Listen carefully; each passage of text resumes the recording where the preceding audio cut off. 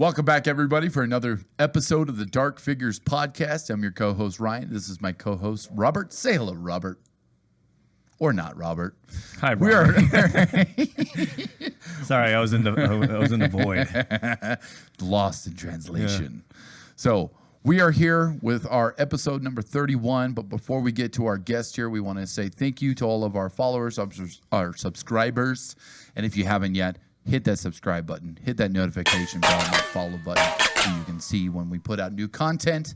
And without further ado, our guest here this week, we have Mr. Jerad Mochel. Welcome to the podcast. Mochel. Yeah, Mochel. Sorry. See, if you say it fast, it doesn't work. You're the one who said. See, that's why you guys can't fucking. You're the one who said Michelle. No, I said it fast, and you said Mochel too. You said Mochel. Guys, you're both assholes. I know. That's no, right. no, you know what? Thank That's you guys why for we're having me musicians. on. Greatly appreciated. This is the shortest podcast ever. That's I'll right. wrap it up. That's right. And wrap it. Out. Yeah. And we're done. So you were. I know previously you were with Cyanate, and now you're back with them again. So tell us a little bit about the history that you have with Cyanate. Mental illness. Yeah, that's the way to do it, right? Yeah. The band did that, actually. I guess what was 6 years ago or so? 7 years ago, I was singing with you guys. I mean, yeah, Cyanate's been around for, I think, at least 10 years. Yeah.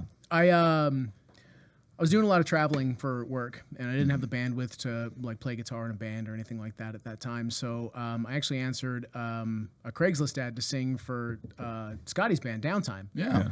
And went there. Thought I did pretty well with that audition, but I know that our styles definitely didn't jive for what they were looking for at the time. I had a little bit more of an aggressive edge to what they had going on. Yeah. So then a couple months go by, and then Tim, the bass player from Cyanate, hit me up, asked me if I wanted to come and try out and do some vocals for Cyanate. Came there, did pretty well with that. Was with the band for, what did we say, 6-8 months or so? Yeah. Was I playing drums when you first came? Yeah. Because I know they had another drummer actually before me. Yeah, too, before you, yeah. No, you were the only drummer that was ever in the band that I was in. Yeah. Oh, That's all that matters. Yeah. Yeah, period. Yeah, right. It's the only one you need. Yeah, right. And then I guess after about 8 months or so, my work schedule took off again, and I was traveling and jet setting all over the world and all over the country for work. So I just didn't have the bandwidth. So Yeah. Yeah, we were like, are you gonna show up to practice? No, I'm in fucking Kentucky. Yep. Fucking nope. All over the place. So in the fairness to them, I decided to step away and We fired him. you followed me out the door. I don't know what you're I talking know. about. I was like right there with you. I was like, Jared's gone. I got Next work day, too. I'm I'm flying out. with him, actually. He's carrying me in his We're luggage. out of here. We're in coach together. Yeah. Where are you going? I don't know. Where are you going? So what's it like being back? Is it nostalgic? Is it one of those like, it's good to be doing this again? Is it one of those like, I don't know what's going to happen? Like, what are you feeling right now? So I never felt like I was a vocalist, even when I was singing for Cyanate. Yeah. Like, I'm a guitar player through and through. So I will say that this is you don't know what you got till it's gone. Right, In the words right. of Cinderella, right? Yeah. That video popped in my head as soon as you start singing. Don't know what you got. We'll get copywritten. Yeah, either that or we Because my start- voice is like exactly like 100%. Yeah. So's your eye great. makeup. Yeah. But I got my eyeliner on today. But no, man, it feels great to be back playing guitar and doing some backups and dancing around the stage like an idiot. Yeah. Jumping all It's a nimbly blast, bimbly. man. It's a lot of fun. Just recently, you guys got done playing the VSB, opening Last up night. for Adelita's Way. How It's the that was your highlight of first my show life. with them, right? Second show. Oh, actually. second show back. Yeah, we did the Pig Fest. Oh, that's right. A couple of months ago. Yeah. But we dropped some new tunes last night, so it was a Yeah. lot of fun. It sounded Robert great. Robert was showing me some of the new tracks he had on his phone, and I was like, dude, this sounds so good. I want to get you on there and do a little collab. I think it'd be cool. I think it'd be cool to just run a That'd be collab. fun. Do we need a kazoo player? All right, yeah. Hey, I play a mean Skin flute. skin flute. It's true. Yeah. We already have a Frenchman in the band that does How do you that. think I got here? So tell us a little. So you're primarily a guitar player. How long have you been doing the guitar then? I picked up the guitar when I was 14. Oh, okay. Yeah. I'm old AF now, 41. So I like how you censored yourself. Now you Yeah. can say as fuck. yeah, I was like, we already broke that. Yeah, seal. we're past the 5 yeah, minute mark. we passed the fuck bomb. Yeah, All right. There you go. I Yeah, know, so- that was my fault. I picked it up when I was about 14, played in some high school bands and whatnot, and then I started Reason One back in 2001. I was about 21. We had quite a few people, revolving door in that band for a while, but I know you guys know Paul Navarro. Yep. He was our drummer for the key part of the lineup. Yeah. Yeah, I love Paulie. Yeah. Paulie's the shit. He plays in Ryan's Yeah. band. Yeah. I play with Paulie in Condemned Existence now. Oh, okay. Paulie's such a cool fucking dude. Yeah. I love that guy. He's to a death. lady. He's one of those. He's one of those guys that's just like, dude, I love to play. I Yeah, don't care. yeah. I love it. Yeah. You know? Yeah. And he's one of those he's one of those key players that's like, he knows he's getting older, but he doesn't act like it. You know what I mean? He's Not one of when those he guys gets that- behind the kit. No, you get him behind that kit, man. He looks like he's 24 all over again. Yep. Yep. And that's exactly why we brought him in, man. Yeah. Our first drummers in Reason One were a little bit more, kind of the Phil Rudd style. Yeah. Yeah, or Lars on every Metallica album. Right? yeah.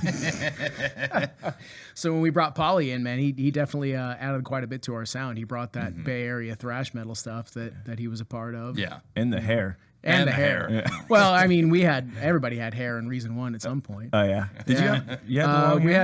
I didn't have long hair, but we had Bubba, the other guitar player. Yeah. Chuck had long hair. Chuck, yeah. Paul obviously had hair. Tommy Furlong was our singer for a minute. Yeah. Why is that name so familiar? He was in Downtime with Scotty. Downtime, yeah. Oh, that's right. Yeah. Yeah. Yeah, he was our singer for a few minutes. For a few minutes. Yeah, a few minutes. No. Wow, no, did you it's- count them? Like he It was in there for about 30 minutes. a hard six. Yeah, hard hard 6 six. minutes. No, we did some tracking and stuff with Tommy. He was kind of instrumental in bringing our album to light, and he hooked us up with Jeff Fogarty, Tom and John Fogarty's nephew. Yeah. Yeah, so we went out to Cotati Ranch.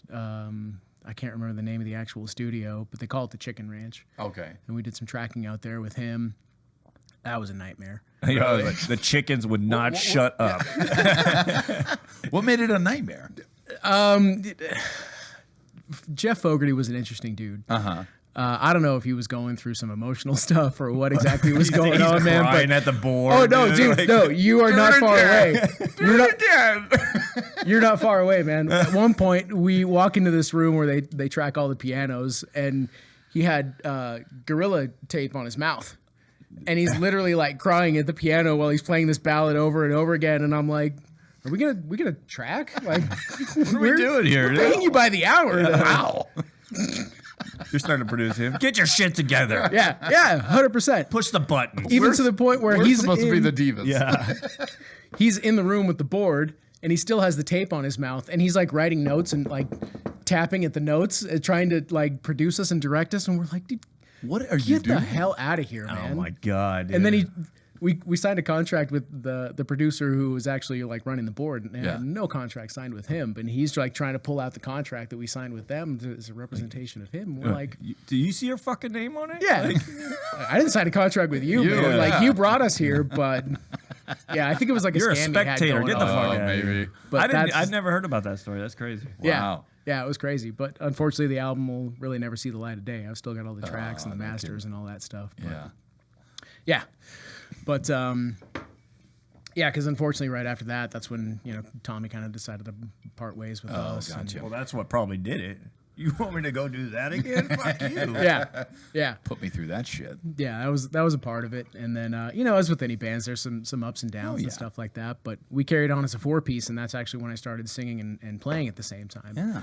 So that's when I kind of found my my vocal range and my vocal voice. And So what were some of the things that you were, starting out with vocal? I mean, that's not something that, it's at least from what I understand from any other person I've talked to about doing vocals, it was one of those like, yeah, I've been doing it like relentlessly over and over and over and over again for years and finally got it to where I wanted it. So was it something that you kind of were like, I've always wanted to do it and I'm going to put myself out there and do it? Or Yeah, you gotta have that try. I was thinking of the same thing, like, because you were a guitar player and that was what you wanted to do, right? Yeah. Like for me, I was always I'm a drummer. you don't need a drummer, I'm not going to go into vocals. I'm sorry. This is not going to happen. Yeah. Well, so early days of Reason One, I was always doing backup vocals, and it was the original lead singer is this dude named TJ, myself, and then the original guitar player was named Mark, and we'd always do these kind of like 3 vocal thing. It was almost like a early Seven Dust kind of stuff. Like 3-part harmonies and stuff? Yeah. Definitely not harmonies, Yeah. but you know, definitely like a lot. Like I would sing the chorus, and the other guy would do, and it was like some back and forth kind of stuff. So I kind of realized that I could do it, but I was never like the front man, so to speak. So when you know, Tommy left, we auditioned a whole bunch of other singers, and we just couldn't find somebody who was really adept and in tune with what we were doing. So I'm like, you know what? Why don't I just kind of try it? Oh, okay. So I started to emulate some singers that I liked.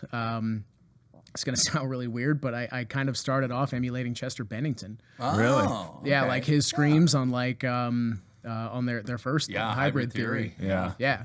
I started to kind of emulate some of his stuff, and then that modified into my voice very much sounds like Matt Heafy from Trivium. Yeah. Like early Yeah, Trivium days, like like Ember to Ascendancy Inferno, and- Ascendancy, Yeah. all that stuff. And that's where I kind of settled on my you know, screaming range or whatever. That's interesting that you say Ascendancy, because like I watched the clip from your guys' show at the VSB with Adelita's Way, and I was watching because it was the clip where it was showing you doing some backings, and I immediately thought, I was like, dude, that kind of reminds me of Trivium. That's so funny that you say that. Yeah. Because it makes sense. You know, I can see how you draw that, because not only is he a pretty good vocalist, but you also play guitar as well, just the same way he does, you know.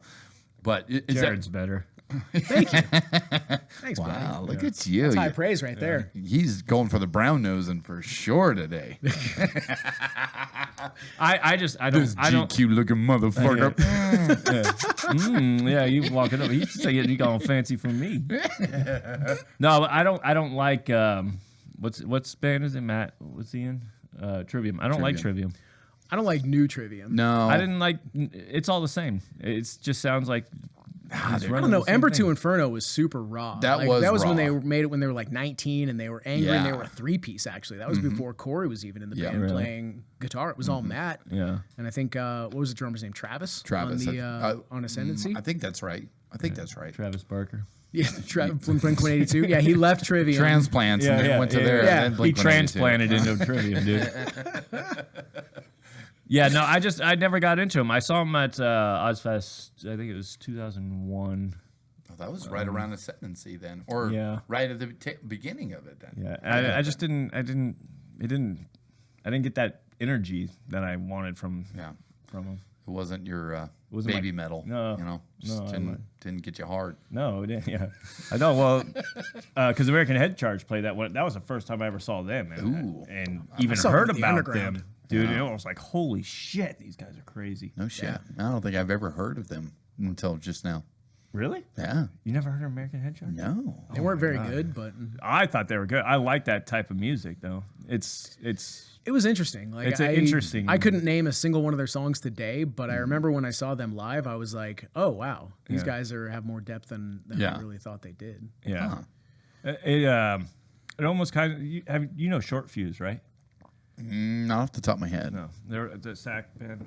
I thought we played with them a couple times. I don't. Well, not with me anyway. No, I think it was a different band. Okay. But anyway, Yeah, you get them all mixed up, Kind you of, they fucking kind of band sound whore. the same. I know, yeah. No, but they were good, and also OTEP. I saw OTEP for the first time on that one too. That's one of those other bands that's interesting, because like when they first came out, it was like, wow, like that woman can fucking. She goes ape shit on that track. You She know was what I mean? brutal too. And she was brutal, and she playing with that band was. It was a 3-piece too. Yeah. And those guys, they just killed. They were good. Yeah. And then once they really went down that political path, it was just like, Yeah, and everybody's like, it's kind of like the same thing over and over again. Yeah. You hear it and you're like, okay, like I get, she's like, I you got have something that, to say though. Yeah, well, but she always has something to say. It's like it never ends. So I've kind of fallen off. We gotta the stop talking OTEP. about music because Jared's a snob over here. Yeah, he's been calling me out. He even called me out with Moots last week. He's like, "Oh, my buddy Jared's a sucks. God." Everything I bring out, you're like, oh yeah, they're just playing hard to be hard. Heavy for the sake of heavy. Is That's the what term it that I was. Yeah, use. that's Oh, the okay. term. Yeah.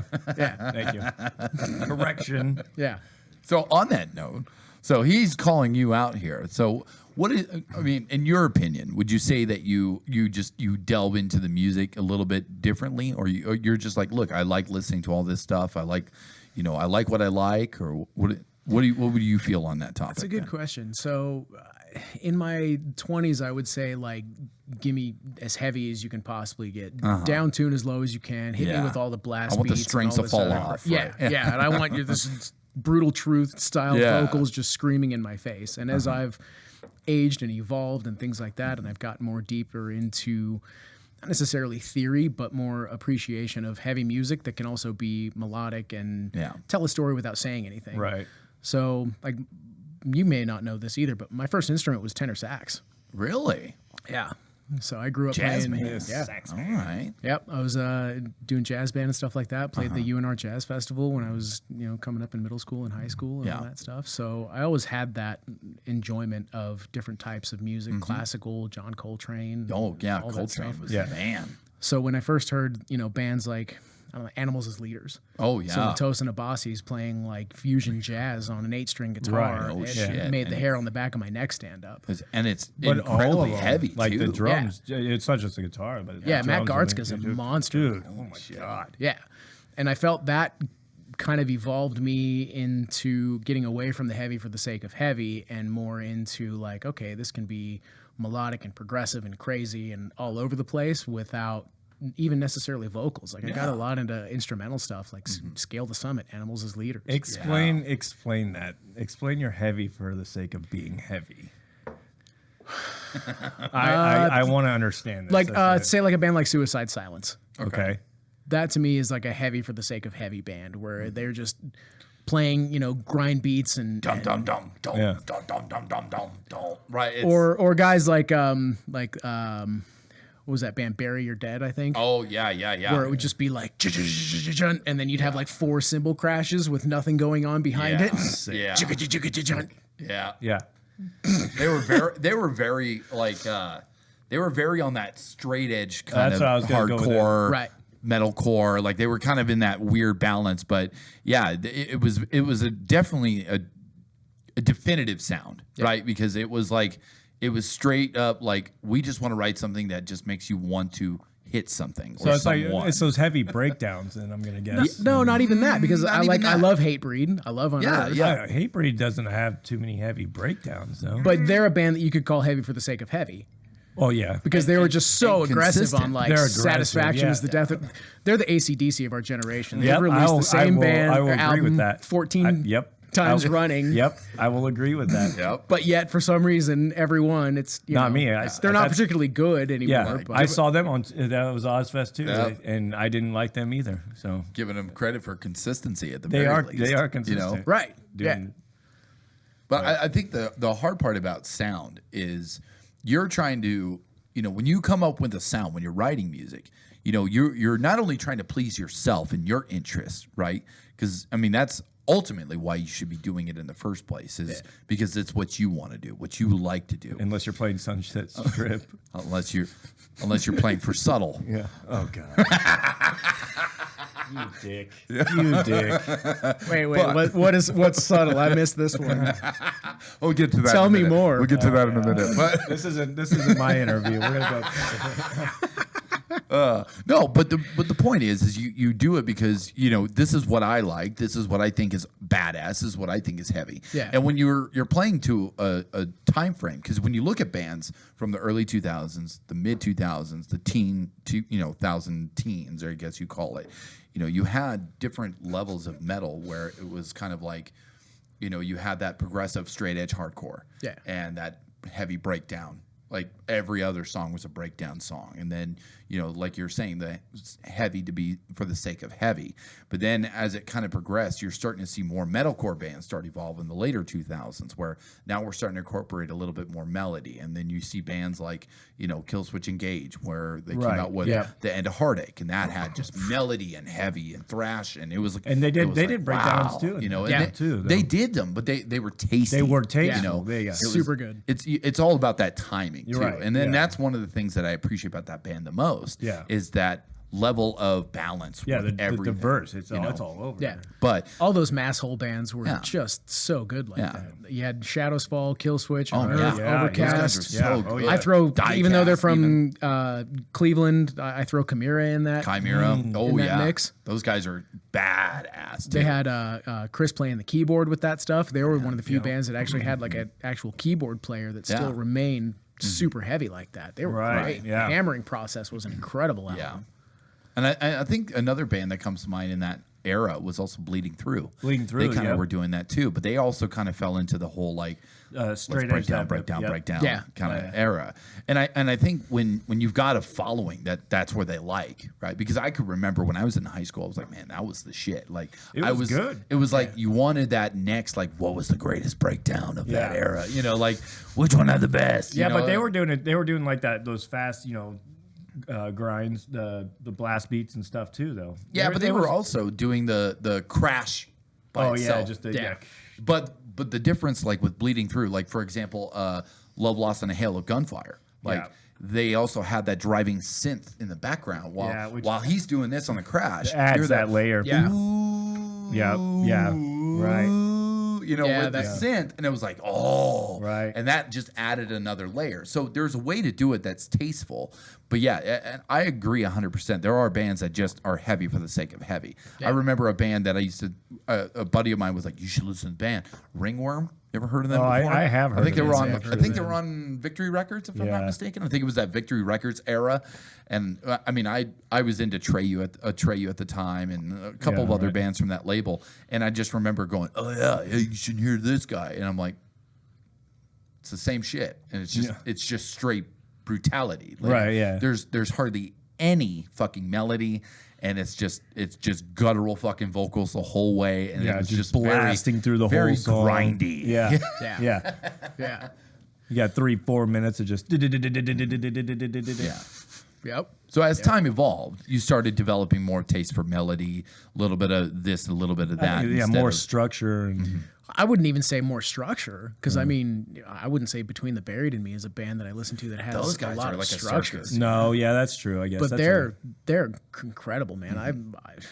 I almost every album they've put out since Colors has just been Well, it's incredible. just yeah, And each one is different from the previous one, and I think that's what I like too. Is these bands don't get stagnant yeah, releasing the same album every year like a Hate Breed. right. Yeah, well, you could tell though in their releases though too. It takes longer to do those types of albums as Yeah. well. So Yeah. you'll see years before they even put out a new Right. album. I think before, because I think with Alaska, and I think they came out with the Anatomy of, which was mostly just a cover. Yeah, that was album. all just cover. But I think even that was to then- satisfy their Victory Yeah. Record stuff so they could get off the label. Right, yeah. Exactly. Yeah. Yeah. But even then, that was good. Like, Yeah. they killed a bunch of songs on that. Like, Yeah. I think what was it? Fucking what was the Smashing Pumpkins cover they did? Oh, they did Bullet. Was it Bullet? No, they did. Oh, Zero. Oh, that's gonna piss me off. Wasn't Cherub Rock? No, I know which one you're talking about. It was the one where I thought it was. Oh, that's gonna piss me off now. I'm gonna have to look that up because Yeah. I mean, it was one of those like. Sing it. Was it the? It's the one. I'm you with a smile. Yeah, I know. Oh, It's the one where he's wearing. I can picture the music video. He's wearing the Zero shirt. I got it. Are you thinking You know which one? wanna go for a ride? No, that's No, that was Evergreen Terrace. Yeah, they did a that cover one. of that. They It did was, that pretty did some good. good Actually, they covers, did too. great covers, dude. Didn't they do that Tears for Fears? Yes. Yeah. Yeah, they did. Evergreen Terrace did Mad World. Mad Yeah. World. Mad Yeah. World. Yep. Yeah. They did good on that. Oh my god, that's gonna piss me off. I don't have that album on here right now. Dude, Continue. yeah, where's that fucking guy, dude? Come on, Techie. Anyways, Yeah, come on, Jamie. your cabs. Did we talk? Did we? Or is that? No, not yet. I actually wanted to bring that up We wanted because to bring up your I mean, Nice not, transition. Yeah, so yeah. solid. Well, Well, we're gonna let him diddle Yeah, around yeah, on yeah, his yeah, phone over here, and shut then up. this is like a guitar player just whittling on solos while you're trying to get a song done. But yeah, no, I wanted to talk about your cabs because I'm gonna buy one, Nice. and they turned out great, and the sound was fucking amazing. Yeah, I was stoked on that. I mean, I wasn't doubting you. Geek USA. I God damn it. know. Geek USA was the song. That's Smashing Pumpkins? Yes. I'm out of it. I would have said that was a Weezer song. I know. It sounds like a Weezer song. Yeah, right? Yeah. Could I don't know. It might have been. Smash Pumpkins. But anyway, going back to because talking about playing guitar, it's enough to say that you have an appreciation for playing the instrument. So now you're venturing into designing and building your own cabs. Now, what started that venture? So in the years that I was in between bands, I kind of bought a fixer-upper house. And as such, I decided that I'd, kind of do a lot of the stuff myself, and that turned into a passion for woodworking that I didn't know I had. So I turned my garage into a wood shop, and I've built some things around my house, like some vanities and stuff like that. And now that I'm back in a band, I'm like, you know what? I'm just gonna bite the bullet, and I'm gonna build my own guitar cabinet. I didn't want to build a 412 or anything like that, so I've been looking at like the Port City cabs. I don't know if you guys have seen those. A lot of the bands that we're talking about, Animals as Leaders, Between the Buried and Me, all those guys, they play those cabs. So there's a lot of specs available online that the owner has kind of placed out there in various forums. So I found some basic measurements, and I kind of reverse engineered a cab based on that using their principles, but I added a couple extra little things for that on my end. I don't like the look of Tolex, on a cabinet. Yeah. So What's the Tolex? like the vinyl wrapping. It looks like leather. Oh yeah. Yeah, on not the wrapping of the cab on the wrapping sides. it. Okay, yeah. Not the speaker cloth or the grill or anything like that. Right. Yeah, Because I always love the finish and look of natural wood. I've gotten really big into that. So I took. You're like that guy from Gone in 60 Seconds. What reference was that? You're like Nick Cage. Yeah. Oh, okay. Yeah. You're just like him. The villain in Gone in 60 want to build cars. Bro. The villain in Gone in 60 Seconds. Okay, he ran that steel mill, right? But the guy was obsessed with wood. Really liked his chair. He did his chair, and then and he broke that chair. But and he lost his mind, and he was He like, had a really shitty English accent or an Irish accent. Metal's cold, ugly wood. Wood's clean. Sorry, not it- sorry. That was a shitty reference. Yeah, that was pretty. It's because we're drinking Irish whiskey, Right, I and think now that's he's why, he's just yeah. making a stretch. Just making it up. Anyways, so yeah, I built a prototype and like I said, made some things my own, and I actually did the finish of the wood itself. Yeah. I decided to go with like a purple sunburst because there's just not enough purple gear in for metalheads. Wow. So That's a dangerous path. Actually, it looks really good though. Are you doing hardwood or are you laminating it? no, it's I used Baltic birch, which is which is basically what they use for most cabinets, anyways. Wow. And then I put in full range flat response speakers because I've gone all in on like the fractal cab emulators and stuff Yeah. like that. So I didn't want to go with typical like Celestians or anything like that. I figured if I spend this much money on a fractal, I want to be able to use it. So last night was its maiden voyage at the VSB. Wow. So yeah. So pretty it excited. started out as one of those like I want to build one for myself. Are you venturing into maybe doing this like creating product for other musicians and stuff like that? I have some ideas that I want to work with him on too, like not just basic cabs, but if we could start messing with drums too. Yeah. Yeah. Well, yeah, wood. Yeah. So The I mean, obsession with wood, yeah. Wood, yeah, the wood. Right. It's fucking wood. Anyway. You from the wood? he's like, nah, man, from steel the wood? drums only. Yeah. Ding, ding, ding, ding, ding, ding, ding. Yeah, he's gonna start his own stomp Yeah, concert. right. Yeah, we're just using Saint Anger's fucking snare.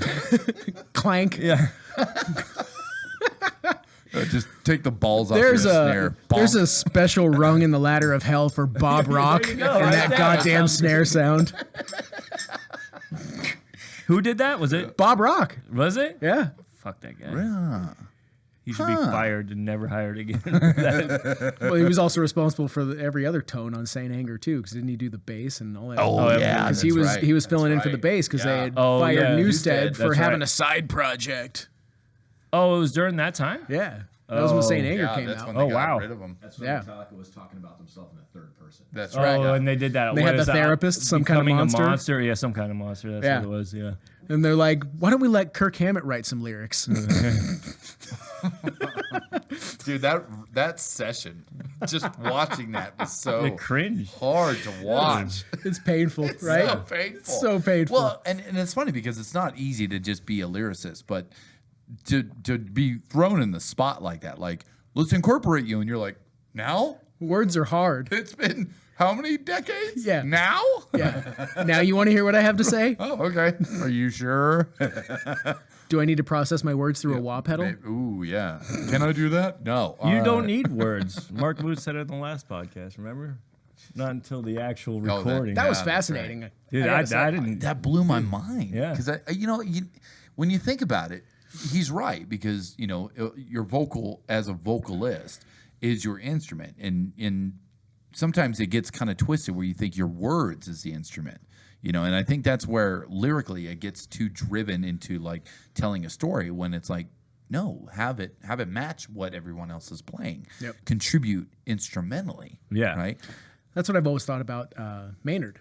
with Yeah. Tool. Yes. Yeah. Is Maynard has always looked at his voice as an additional instrument in the Mm-hmm. band and not actually the driving force behind of whatever message it actually is he's delivering. It's always been where his voice sits in Yeah. the mix, and How it resonates with the rest of everything else. I think it's better to do that because then it doesn't get lost in, like you were saying with OTEP, like that political so stuff. It deters you from listening to the guitar player, the drummer, and what they're doing, because that band is collectively, they have great musicians.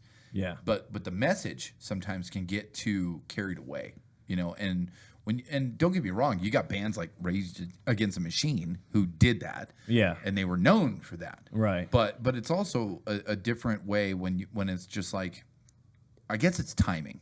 You know what I mean? Because I think it was taking off with what was the album? It was The House Rage. of Secrets, Oh, yeah. because I think that's where they had Warhead, and that was about the Bush administration, right? And that was like, oh, okay, yeah, you got something to say about 9/11, war in Iraq. Okay, have something, have your thing, have your platform. But then the Trump era came, and it was like, oh God, who's not doing this? You know what I mean? Like, okay, Yeah, so right, you're yeah. jumping on that too, but it was just relentless. And then it took it to the stage performance, and it was like, okay, we get it. Right. well, you can even take it back to Reagan as well. Oh yeah, yeah. I mean, music, Ever. right? Mm-hmm. Music was angry in the 80s. Yeah. Rat was really angry. The Cure. Illinois. It was sad. Music was sad in the 80s. Everybody. Okay, let me Dark Figures stenographer, please strike that from the record. Yeah. We'll cut that out later. Yeah, we'll just edit that out. Underground 80s music was angry. Oh yeah. Punk rock was That angry. rock. that makes Misfits and Yeah. all those guys were angry. Yeah. Yeah, exactly. CBGBs just getting his foot. Oh yeah. Were they 80s? Yeah, they've been around since the 80s. Yeah. I thought that was 90s. Oh, maybe not. Interesting. Yeah. Learn something new every day. There you go. But back to your question about the cabs. Sidetracked. Fuck. Somebody's got to drive this fucking ship. Exactly. Well, let's give them the wheel and the shifter. All right. Right? Yeah. Let's go. Here, take my microphone too. Actually. Shut the fuck up. As far as building cabs, I think I'd start, kind of local, see what kind of interest I have in town. It's not probably something I would invest a whole lot of time or money like marketing out to other people, short of, something, maybe like the band that we played with last night, Taking Dawn. Yeah. He saw my post on Reddit. And he's like, I saw that cab on Reddit. I'm like, no way. Yeah.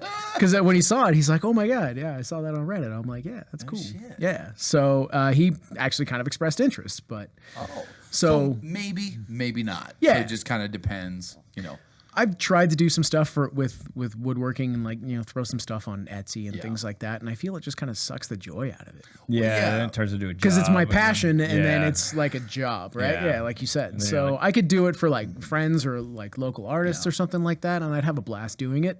Because then I'd be able to create and see and Right, right. help Yeah. out other people in in the town or whatever. Well, you're still in the. I mean, was this your first cab you built? Yeah. So, well, it's still in its infancy, right? Because when you think about the artists that are selling stuff like that on Etsy, right, and when they're doing it in mass productions, because they've been doing it so I was like, much they've been doing it for that they're decades. able to pump out whatever Yeah. it is they're making. They're like, hey, I got you. I got like 30 in stock right now, and I got 30 more on the way today. And it's like, as you get more savvy with the woodworking and using the tools and figuring out designs and all the while you're working on a project, you're having in the background going, oh, I got this other idea, like that'd be cool, and now you're having other designs that you're incorporating. Yeah. But I mean that's time consuming. Yeah. Because like I said, it's in its infancy, so maybe it just grows to something that you got to do. keep it on that small level though until you get that pull, like when people start hearing it or like playing them, and then the word of mouth gets out, and then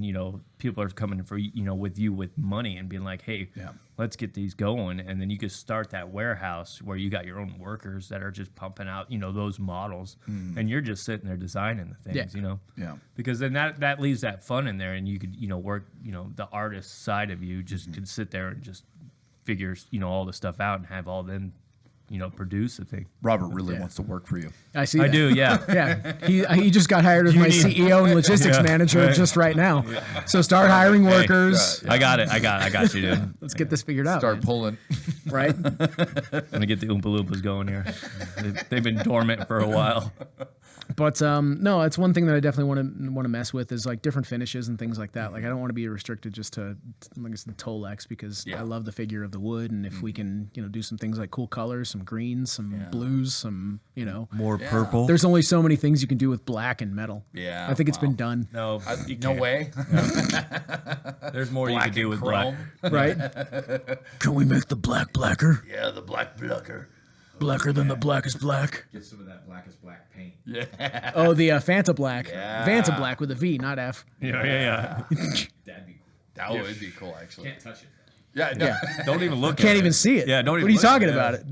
Hey, do you need help? Nope. Get your white gloves. Here, guys, Get your look. White gloves. I made a cat. It's gone. Yeah, what? Fucking black hole. Exactly. So when playing guitar, because I like to pick your brain and any other guests that we have when it comes to the writing process. Do you have are you one of those people that is writing stuff constantly in your mind, guitar wise? Or are you just kind of hearing you get inspired by something and you go, hey guys, check this out? Or It's been so long since I've been in a band again, and that I've been the writing kind of driving influence in one, that all of that stuff is flooding back. Oh, okay. Like, I didn't have those thoughts for years, but back in the day, I would always pull out my phone and singing riffs into my phone or whatever. So like that stuff's coming back, and now with different technologies available, I can just plug in real quick and shoot him a riff and be like, "What do you think?" And he's like, "Yep." Yeah, but I mean, you did that. You were doing that in that time when you left, because you were doing Echo, right? Because I thought that was at the time you left. I mean, it was recent, like right after you left. Yeah, it was. I wrote Echo Chamber in 2015. Yeah. But that was after even. So Robert, Scott, and we tried to do something else, like a more progressive kind of. I wouldn't even know what you would call it. I don't know. There was It was good wild. stuff in Yeah, there was some really cool stuff. It Really wasn't good like stuff. overly like crazy heavy. There was some heaviness to it, but it Yeah. was a lot of that off-timey weird changes, okay. time math changes, metal yeah, kind of yeah, yeah. okay. And we had this great singer. His name was Logan. Yeah. Guy had an amazing Angel voice. Throat. Yeah, we called him Angel Throat because he had like those screams. Yeah. But he also had like just that piercing clean. Yeah, That it was, was so good. yeah. The dude You looked heard like it. Wolverine. You heard it. I? Yep, because the first when I went and saw you at practice with Condemned, the practice you were doing with Condemned. Yeah. Remember we were sitting around that table. Oh, And I yeah, pulled it you up. showed me that. That was Angel Throat. Oh, okay. Yeah. Okay, so then I have heard him. Okay. Yeah. Yeah. And Yeah, he was super good. Yeah. And then him and his wife moved back to Minnesota. That's where they were initially from. yeah, and he has a project out there. It was at He had something going called Fear Not the Wolf. Fear Not the Wolf. That's But what I it don't was. know- I think they're still doing. I see stuff pop up every once in a while. So check them out. They're good. Yeah. I know he's had a couple of kids too, so Yeah. I don't know what he's got going on. But Yeah, probably doing the dad thing. Yeah, totally doing the dad thing. Yeah. Yeah. Well, we've had a couple people Jeremy, you Yeah. know, talking about, you know, having kids and how sometimes, you know, you got to take time away from playing music. You Yeah, know, because and- he did that same thing. He took that hiatus. I mean, he took on a lot of responsibility raising his Yeah. kids, you know, and that's not an easy task to do. And, you know, and especially if you're in the, you know, talking with Mark the other week, you know, it was one of those like, oh yeah, you know, this is not one of those things where it's easy to just go out on the road. well, you we're know, not in and- high school anymore. well, either. yeah, Right. and Back it's then, a like- young man's game Yeah. nowadays. You know, you need that safety net, because if you're going out and you're just trying to give everything you got, it's not as glorified as you think it is. No. You know, Yeah. you know, and I think there's still a possibility, but I think the problem now, and especially with metal, because I've been thinking about this a lot, is, you know, metal is, think about all the subgenres there are to metal, right? And name any other genre out there that has other subgenres like metal does. Country. What other genre of country is there? Rap country. That's hip hop, right? Okay. Hip hop. You got the hip hop. What else? The Racist folk. country. Racist. Confederate country. Yeah. Okay, yeah, Confederate. Okay, okay. Bluegrass. But yeah. really, I mean, you've got death metal, black metal, you've got melodic death metal, you've got Hardcore. Yeah, there's definitely a lot more. Thrashcore. There's definitely thrashcore, Grindcore. yeah, Shit. wizard rock. how many cores? Yeah. What else is there going to be? You know, and I think the genre in itself, although has come a long way from its inception, right?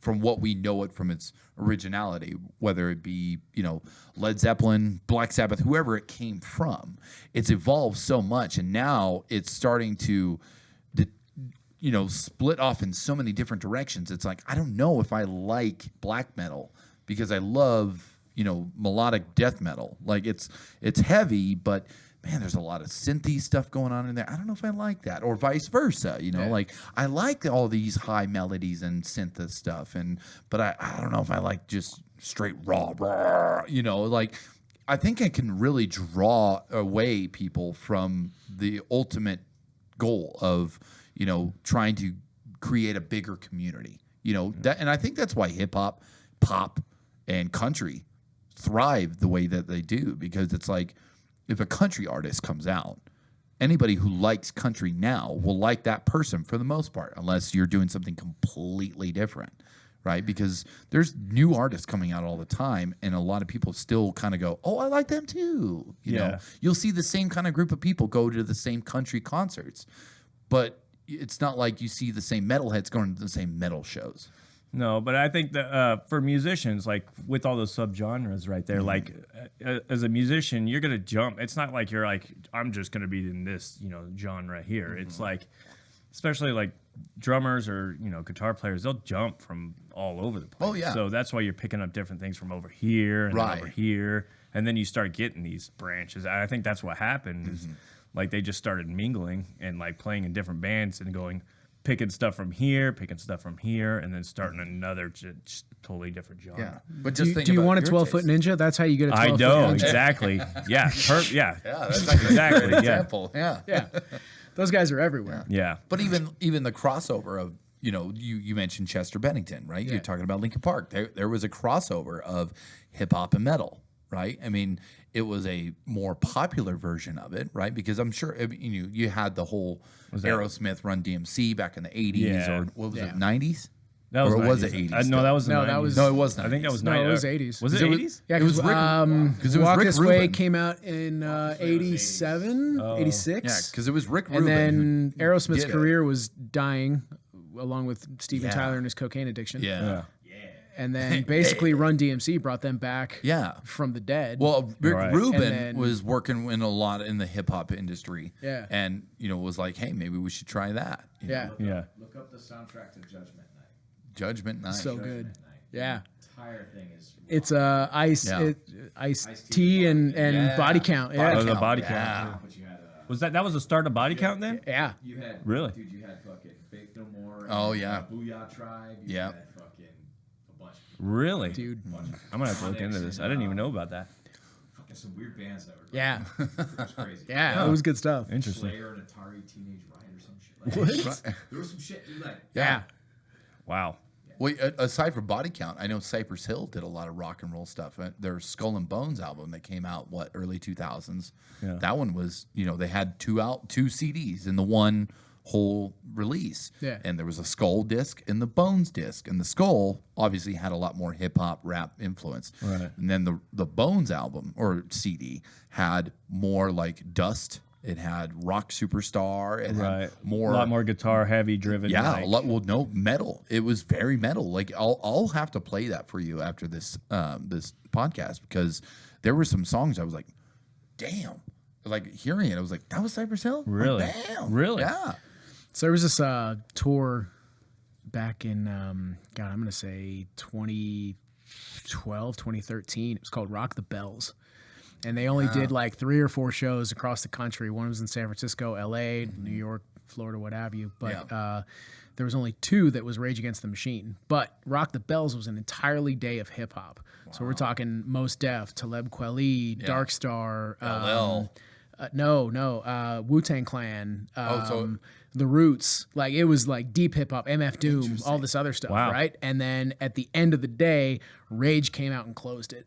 So it was all this whole full day of hip hop, and then Rage came and closed it. It was the craziest thing I'd ever seen. It was in the parking lot of where the San Francisco Giants play. Oh, no kidding. Did they lose half the crowd? No, it was the People dig it. dude. It was insane. It Really? was because you have that cold air coming off of the bay, right? And Right. the lights go down, and Yeah. then you just see this huge influx of pit and the steam from Really? the body heat just rising as you're watching Rage Against the Wow. Machine.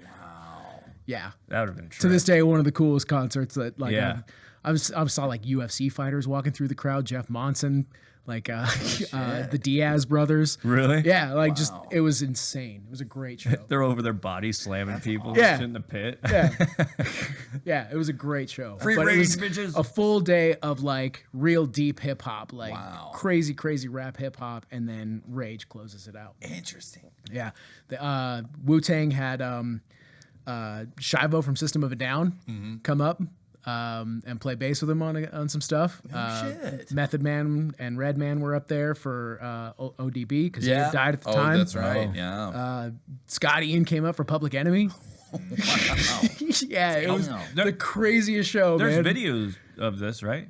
There has to be. There has to be. There has to be some Oh, we stuff gotta online. find that. Yeah, we're gonna find that. Because Anthrax and Public Enemy did that stuff Right. Yeah. back in the Judgment Night days, Yeah. too. Bass. How low can you go? Oh, we all played Tony Hawk to that. yeah. dude. Yeah. Are you kidding me? Yeah. Yeah. You're like, damn it, Bob, pull that kickflip. Hit X. How do I do the 1-foot Smith? Fuck. Push forward on your joystick? Up, X? Damn it. And then back down Up, again. down, left, right. It's like, it's not working. It's not the Konami code, Jesus. God, I wasted my life, so much time of my life playing those fucking games, man. Yeah. Like, I don't know. about Trying to find the wasting secret tape in the mall. Oh, Oh, yeah, God. dude. Fuck that shit. Oh, my God. Good times, though. Yeah, Good right? times. Fuck, That's man. funny. But and that's another thing too, because there was a whole genre of music coming out of the skating world Yeah. too. Oh, There were yeah. a mix of hip hop and rock and Yep. punk and metal and all these other genres that were coming together for making skate videos. Yep. And then the games popularized a lot of those songs too. Yeah. I remember going to the GSR and playing that Top Skater game just so I could listen to Pennywise. Really? That's the one that had the actual board Yeah. and stuff. You could swivel on it. and Yeah. stuff? It was a terrible game, It was a terrible game. Yeah. but they played Pennywise. Yeah. That's So I'm screaming the lyrics to the top of my head because Yeah. I love punk rock and Pennywise. not doing and all anything those on the guys, board. too. You're just standing there yeah. screaming. Yeah, as everybody's People are- like, yeah, kids are looking who at it invited like, this guy? And it was fun because I remember the first Tony Hawk game introduced me to the Vandals. Because it was that here in America, respect your fellow man. Like I remember hearing that song, I was like, I fucking dig this shit, and that like started to kind of go down a path of listening to punk. Yeah. Because at that time I was listening to a lot of hip hop, and so I was like, oh, this got a fucking rad, right? And Yeah. it just kind of got you pumped It up. was when you're only the playing. Tony Hawk games, but they had that Dave Mira. The Dave Mira BMX. Oh, the Yeah, the BMX. BMX one too. That had a that's where great I heard soundtrack too. That's where I heard it was Be Quiet and Drive. Yeah. Because Yep. Deftones was on that. Yep. We were just listening to them Yep. last night. Yeah. Oh my God. Yeah, that because we were fucking- talking about Yeah, it. we were talking about the Deftones, so I pulled up Adrenaline, and we were rocking to Adrenaline Yeah, last on the way night. back. I like Adrenaline, but Around the 95. Fur, man. Around the Fur is that a great album album, is dude. so great. that Yep. It was Yep. just, it was so iconic for its time. And I to this day, I still think about the first time my good friend from high school introduced me to the Deftones. And it was one of the pivotal moments of me wanting to, because he was, in love with that band. He was like, dude, you've got to listen to this band. He had to have seen him at Livestock. Dude, Oh yeah, that he's- show was incredible. That show was amazing. I'm sure I know he's seen him. Yeah. But he was one of those guys that was like, you've got to listen to this band. If you're getting into metal, you've got to start here because it's good. It's really good because it's a good transition too, especially from Adrenaline, because they did have some, Sacramento hip hop kind of, Yeah. vibe behind everything, even especially with Bored. When you listen to it, it's kind of got that like chill, like, the that way that NorCal vibe is. Yeah. kind of flow to things Yeah. that Papa Roach stole. Yeah. Right, yeah, totally. I said it. Yeah. Oh god, You know? this is you got to hear this one. The year is 1997, and I'm at Del Mar Station. Okay. I'm 14 years old. This lineup is incredible today when you hear it. It was Papa Roach, Stuck Mojo, Head PE, and Seven Dust on their first tour That out is of the Atlanta. most new metal fucking Yeah. lineup ever. Right. It was me and 15 other people in this venue. I just picked up the Seven Dust album a couple weeks beforehand. I'm with like 4 of my best friends, and Papa Roach is on the stage, and they're fucking terrible. They're the worst. Did you goddamn say they band. stole the stage? No. No. I was like, No. yeah. They took I the was- stage. They play. They're fucking horrible, right? Yeah. And so much so that we're yelling at them from the stage, like, get off, Right. leave, don't ever come back, Yeah. kind of thing, right?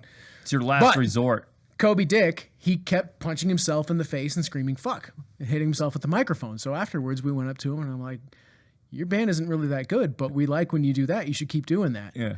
Swear to God, this is a true story. He's like, you want to know where I got that from? I'm like, sure. He's like, I got it from watching Japanese porn. One day I was watching this porn and this dude's just railing this chick. And then all of a sudden he like tapes her up and he throws her off of a hotel balcony into a pool. And we're like, we're 14.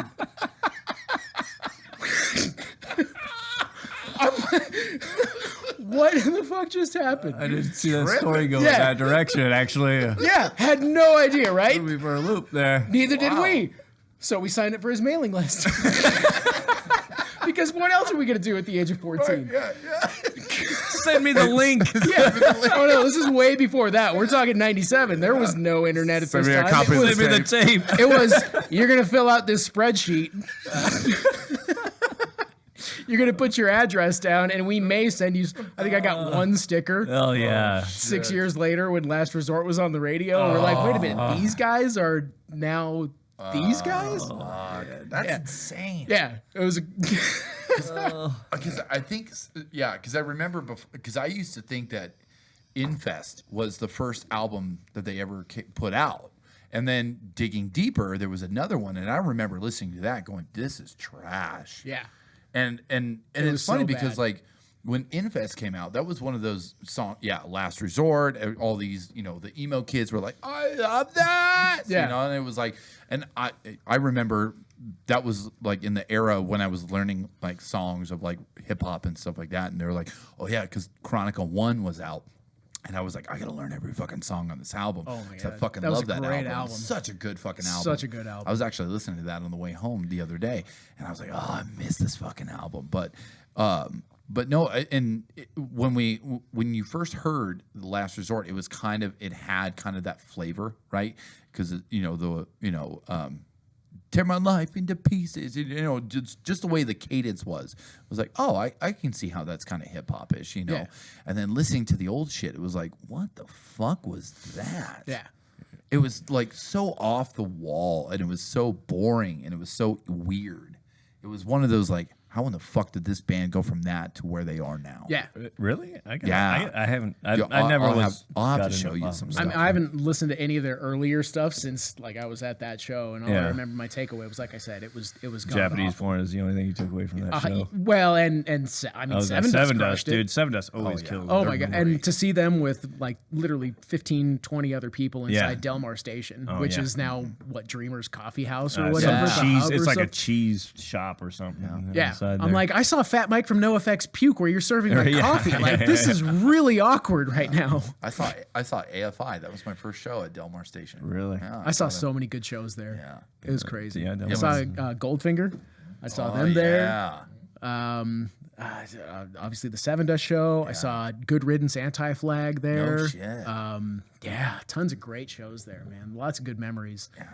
Yeah, and it's so funny because we used to have a lot of really good bands come through here for a Yeah. while there. Yeah. A lot of bands got their start in Reno. Yeah. Because they would come out because our punk rock scene was just amazing back then. We had the Ice House, which is Yeah. now the Oh, Spice yeah. House. We Yeah. had the Yeah. Fallout Shelter. We had Delmar Station. Fucking Offspring at the fucking fall. Yeah, I was at that show. I was too. Yeah. We had like 7 Did seconds. we just become best friends? Yeah. Yep. Yes. Favorite dinosaur. Stegosaurus. You look like a cross between Fergie and Jesus. Oh shit. I miss those fucking shows. God, I know. Oh man, they were the best but also we were in a different state of mind, right? We were in our teens and 20s and Right. angry at everything. We Yeah. had $10 in our pocket. We're like, let's go to the punk rock go. show. Yeah. Park Lane Mall. Yeah. Oh, Park man. Lane Mall. Yeah. Miss that Mirabelli's Music, picking up the Metallica Black album Yeah, hell on yeah. a cassette. Yeah. Yeah. shit. Sam Goody. Yeah. God, I miss that motherfucking place. Stick off. Oh I yeah. spent Yeah. so much money Yep. at Sam Goody. It's not even funny. I totally forgot about that. God, I miss Right? that place, man. Tower Records. Tower Tower Records, Records. yeah. Do you know how many times I got pulled over by the cops and they'd be like, "Where are you going tonight?" I'm like, Tower Records." Yeah, Didn't matter where or what direction Yeah. I was heading, but I Yeah. knew that they were open till They're like, you're midnight, going 1 the a.m. wrong way. Tower Records is back there. Oh, and Oh, thank you. I needed directions. Yeah, thank you, officer. I remember there was another place on Moana. It was a Soundwave. Yeah, Soundwave My- CDs. Yeah, my uncle used to take me there, and he'd go buy vinyl. That's where you get the And, underground stuff. Yeah, he'd take me there, and he'd go, "I'm gonna go get some vinyls," and I remember he got me a sweatshirt there one time when we went. And I was like, "I fucking love this sweatshirt," and I wore it every fucking day. And I remember going there, and I got a bunch of fucking CDs there. I think I got my first metal CD I ever bought was Disturb the Sickness, was from Soundwave. And that was my whole. Should we apologize? We should, but Why would you apologize? but no, He's that the one who that bought got- it. that I took know. me that took me down But a for that path to be the gateway. because it was that and Drowning Pool Sinner. Sinner. Those were the Great two album. albums that I bought that day, and I didn't that like took that. me down the path, and that was it. That was like, all right, metal, here we go. Yeah. And that was my starting point. That's all right. I was thinking about this. I was thinking because I know we're not. dropping plates on your ass, bitch.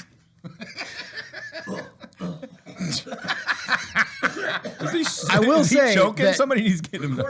Record it. That sounds great. aside from Tom Morello, I can't remember his Dan Donegan. I think is the guitar player from Disturbed. I think you're right. He was the real first guitar player I'd ever heard use the pitch shifter. Oh, okay, yeah. In a lot of their songs, like Tom Morello would do that stuff on the first Right, Rage, right. but Yeah. like something more mainstream that was kind of to the masses, like you'd have that pitch shifter, Yeah. like wow, Yeah. Ooh, wow, is she not right? Yeah. I listen to it you too. know I'm that not shit. afraid. Yeah, you know that shit.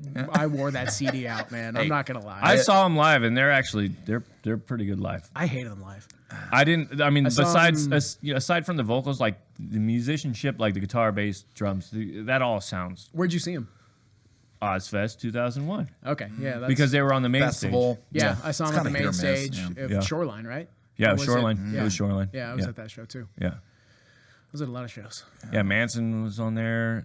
Black Sabbath came back. Yep. And So Slipknot was there. Yep. Yeah. System. Mudvayne.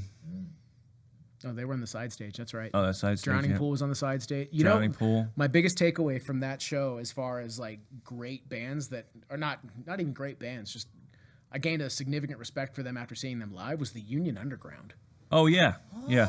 They were their CDs. Nothing particularly blew my hair back, but when I saw them on the side stage, Yeah. I was blown away by Yeah. those guys. South Texas Death Ride and Yeah, dude, the side stage was where it was at. Actually, that whole 100%. Yeah, because that was it was super efficient. They had Yep. they had the back line on swivels. yeah. So they would set up the Oh. back line for one band And while it the would other go- one was playing, and then they would just turn it Yeah. around like the Batmobile in the '60s. I had more fun on that stage than the main Yes. stage. Yeah. And I was like, 'cause That was I a great day. I was like, holy shit, because I met I got introduced to so many new bands Yes. and stuff, and they were all fucking amazing. yeah, that was a great day. Yeah. I Yeah, think it that's was the the same cool way. part, though, about going to festivals where they have these side stages, and you get to see some of these underground or upcoming, maybe even local bands, Right. And maybe Yeah. you get to find that one that you're like, oh shit, Yeah. you know, because there's something that's kind of, I don't know, you kind of covet when you find a band that you're like, oh, I found them first, Yeah, you know, right, you're like, yeah. I remember seeing them when nobody knew who they Yeah, were, you yeah. know. And that there's something about that you know you kind of get that like ha you know that moment and it's so cool to watch a band that you saw that you were nobody knew who these people were and you got to hang out with them, you talk with them, and then now they're out They're- there, yeah, and they're they're huge. doing I great. thought that was in Seven there. Dust for years. Like I Yeah. was just Yeah. saying in that show, I saw them with such a small group of people Yeah. when they were still on TVT Records. They weren't anything at that point. It Yeah. was literally their first show out. They had just changed their name. They were on the Mortal Kombat movie soundtrack. Were they the really? original Mortal Kombat? They were Are a you band. serious? They were called Crawl Space. Really? Yes, when God, I'd have to look up the scene, but it's like when Goro's coming out for the first Yeah. time, and it's the horrible claymation. Yep. That metal band that's playing, that's Seven Dust, but they were called Crawl Space back then. Shit, Really? Yeah. I'm gonna have to look that up. Yeah. Yeah, so it was literally their first show out of Atlanta as Seven Dust, Yeah. and after their first album dropped. That's a Interesting. trip. I saw him a couple years ago, the GSR, Oh yeah, and it blew my fucking mind when they're like, we've been a band for 30 years. Yeah, Yeah. I yeah, was like, how old am I? yeah. That's the worst. And How it's fucking old am I? God damn. God. it's all original members too, still, right? Didn't Clint leave? One of the I guitar thought they players. He all- started the band with his brother, but he may have come back. I Really? haven't followed I thought them he in, was in still- years. Yeah, you might be right. I don't know. Fucking vocals and the drummer. Yeah, Oh LeJean yeah, and the Morgan drummer's Rose. iconic with Yeah. the He's fucking Angry yeah. gambler. Aren't they all? Everybody that comes to Nevada is an angry Yeah, no gambler. shit. Songs, man, like right out the show, like he would. Yeah. Like he got done playing and went to the fucking. Yeah, slot I'm going to machine. the machine, He baby. Literally just like. Son of a bitch! It's gonna happen. It's gonna happen. That is not a drum kit, sir. Please stop tapping. We're out of those like merch. that. We It's got like- a fucking. He's like a hamster. Yeah. Give me the fucking food pellet, guy. Where's my water? Yeah. God damn it. God. Yeah, look that up. Crawl Space. Damn it! I'm gonna have to look that up. That's insane. Yeah. But you know, and it's small moments like that that you remember and you go, no fucking way. Yeah. No way. Yeah. You know, God, and it makes you kind of wonder about some of these other bands that, you know, because I remember the first time I saw Dark Carnival with Tim, you know, and I just remember going, damn, I hope these guys go somewhere. You know, like Yeah. they were good. Yeah. That was the first local band I ever heard. I actually got to see Levitz. And That so means you saw some boobies at a young age. yes, I did. That was the beauty of it. But yeah, so That's why everybody went to see Levitz. yeah, they were. Did they party play on animals. boobies, or these what? guys? No, were no. party So animals. what they would do is Ryan, the lead singer, he would they'd have beer bongs on the stage, and they would have attractive young impressionable females who with daddy issues come up to the Mostly stage. read high. Mostly read high. And I'm sure we don't if have you a were a woman, shortage here of you that. would have to get on your knees to accept the beer bong. Yeah. If you were a dude, then stand up Still like get a on your man. knees. 2022. yeah, right. But you Yeah, you also, keep it in in the order to same get the realm. beer bong, you'd have to flash your boobies to the crowd. Yep. Yeah. So that's why everybody saw Levitz, and that's why Yep. they were the only band in Reno that had $1,000 a night guarantee. Yep. Every time. Really? God, those guys were fun to watch. Can we though. bring that back? Right? I would love to bring that back. was- not necessarily the boobies and the beer bongs. That's take it or leave it. But the $1,000 guarantees. Yeah. It was like seeing old like Dude Ranch, Blink-182, but Yes. just a frat party. Really? Saw It them was- at Del Mar too. Yeah. Dude, they played at Warped Tour up at fucking what's the goddamn Boreal. Boreal. They Yeah. played God, what was it called? The Snowcore Tour. Yeah. And it was them, Guttermouth, Pennywise. Oh, that's a good show. yeah. I like that. Here's the craziest thing about the stage is it was up at the top deck, so the bands were 40 feet You can't see him. No, you couldn't fucking see him at all. Yeah, unless you're But riding you down have the this mountain. huge snow pit. Yeah. I'm 15 wearing these, shitty boots and flannels trying to like skank and Yeah. fucking punch people in the face. And the dude from Guttermouth Mark's trying to show his already a massively small penis around to the crowd because that was Nobody nobody could see shtick. it. Yeah, nobody could see your dick, Mark. Teriyaki Moto. No, put that away. That was December '96. Yeah.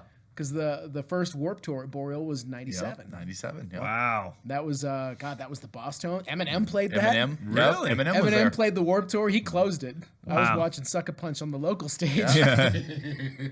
Yeah, I wanted to go, but it was I couldn't go. My oldest sister, Allison, and she's got 8 years on me, so she's right around the same age as you then. And What are you trying to say? I'm just saying that, you're 8 years older than me.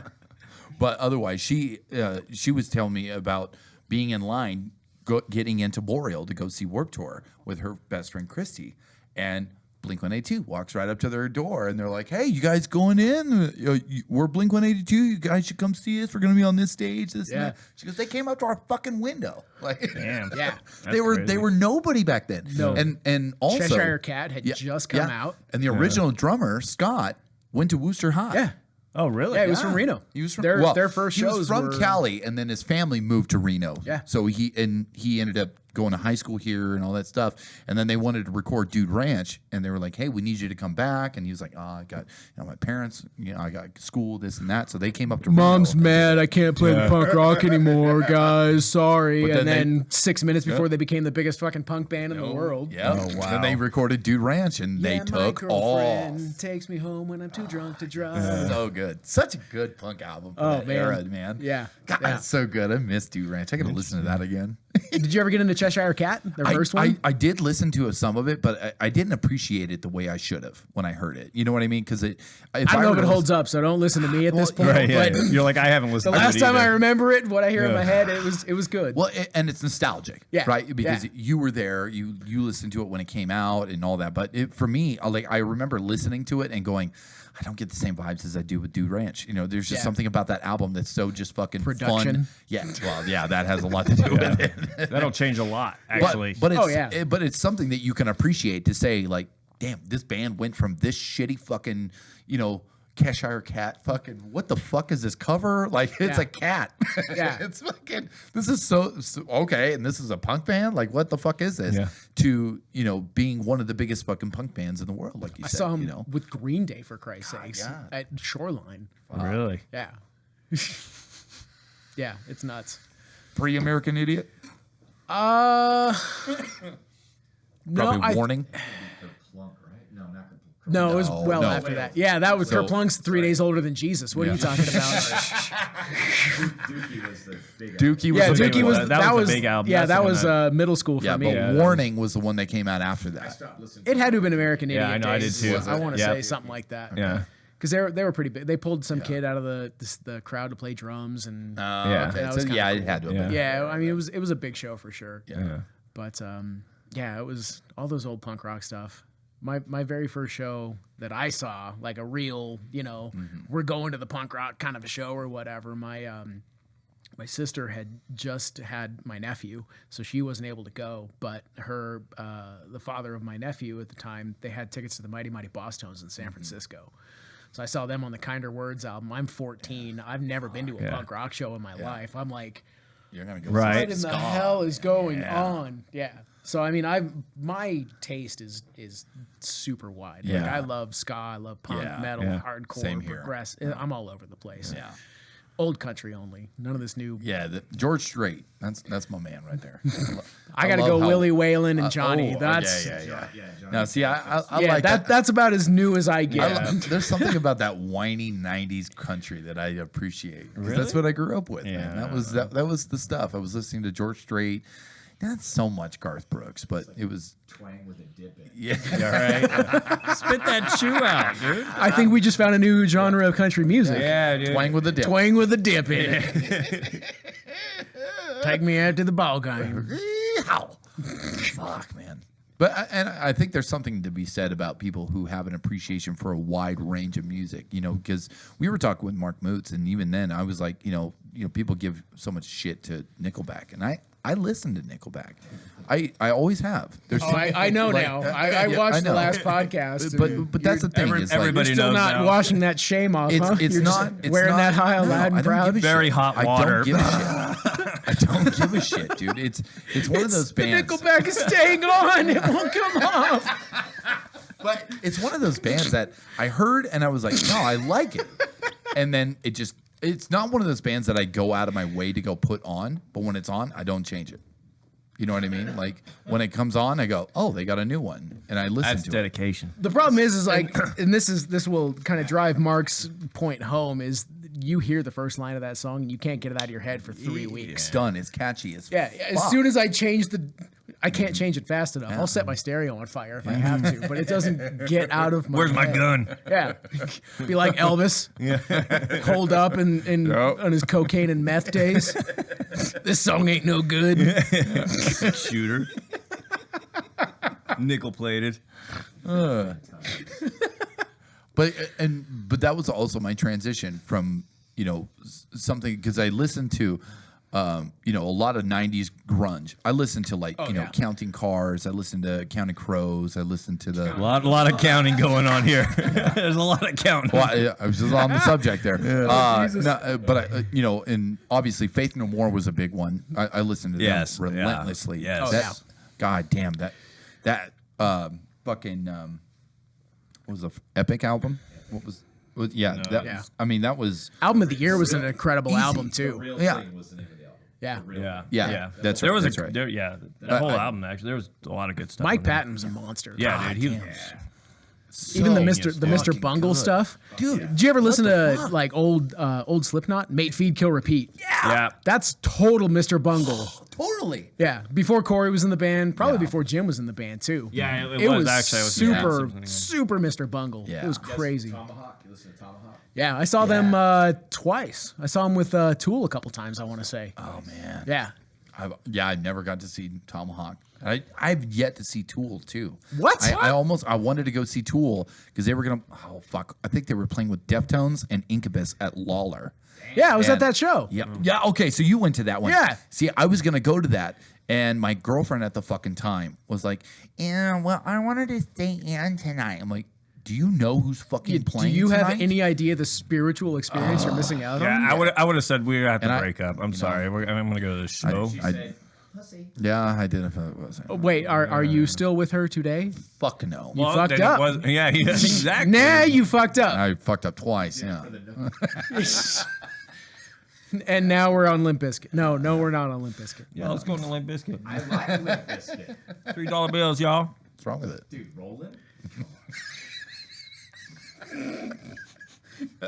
I think it's funny that their tour was Limp Bizkit Still Sucks. It's like they're playing off of the everybody They fucking are. hates us. They are. You know, I mean, at least It's genius. It's genius. West Borland fucking killed Dude, Westmoreland is a monster. Dude, he's so I good. 100%. I went Yeah. for him as Halloween once. Not my proudest Halloween. Really? It makes you wonder what the fuck that man could have produced if he was with anybody else. Limp Bizkit. No, he did a solo project with his brother. What the hell was it called? Really? Duke Lion Fights the Terror. How did I pull that out? Yeah, no shit. Swear to God. No, Yeah. yeah. Damn. Yeah, thank you. Hey. Thank you. Damn. That may just be a name of the song, but it's literally Duke Lion Fights the Terror. And it was, you want to talk Mr. Bungle weird? Yeah. West Borland, a solo project. Oh yeah, I'm sure. Yeah, that guy it is is. out there already. As Yeah. it It's like is. the Les Claypool of guitar. Yes. Yes. Yeah. That is the most genius. Comparison. Yeah. Yeah, For me. that was perfect. Oh, Yeah. we'll give it to you. Yeah. Job. Give The you applause a all fucking around. participate. I can't spoke right. Wow, words are hard. Yeah, words are fucking That hard. Irish whiskey, man. I blame it on the whiskey. Yeah. Participation trophy for you over there, fuck ass.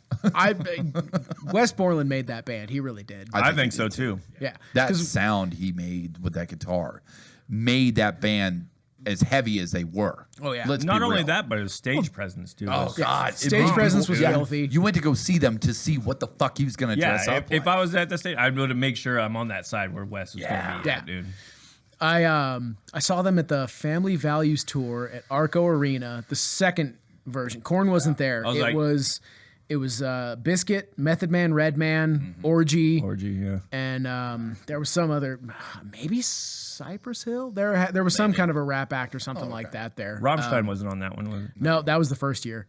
But I remember we didn't have floor tickets, but we walked up on a group of people with the mob mentality, and there was like 60 people. They're like, let's just bum rush these two security guards who are getting paid minimum wage and doing their job. Yeah, no, go ahead. Fuck these guys. And they stood their ground, like, we're not letting you guys pass. Yeah. Well, I feel bad. I was young. They and got a dumb. raise. Yeah, so we made it to the floor for that show, but that was crazy. But I will say during the Chocolate Starfish album, once Fred Durst was done screaming that first part, Oh, yeah. introducing, yeah, and You nailed Wes it. You got Borland Mike hits that whammy dive. Yeah. As a guitar player, I lost it, man. Oh, yeah. Hearing that whammy dive like that, like nobody but Van Halen was doing that shit. Yeah. Steve Vai. Yeah. And then all of a sudden, Wes Borland is doing these crazy whammy dives. And you're Right. like, In a band and Limp I need a Bizkit. Floyd Rose on my guitar. I Yeah. never used that damn thing. Oh, yeah. Hate all that for thing. looks. I hate that thing. Yeah. I stuck a block of wood behind the one that's on my backup guitar. This thing ain't moving. Yeah, fuck this thing. Who would you say is probably your favorite band you ever saw live? Oh Jesus. I don't know. I don't know if he's playing anymore. Oh Jesus. Yeah.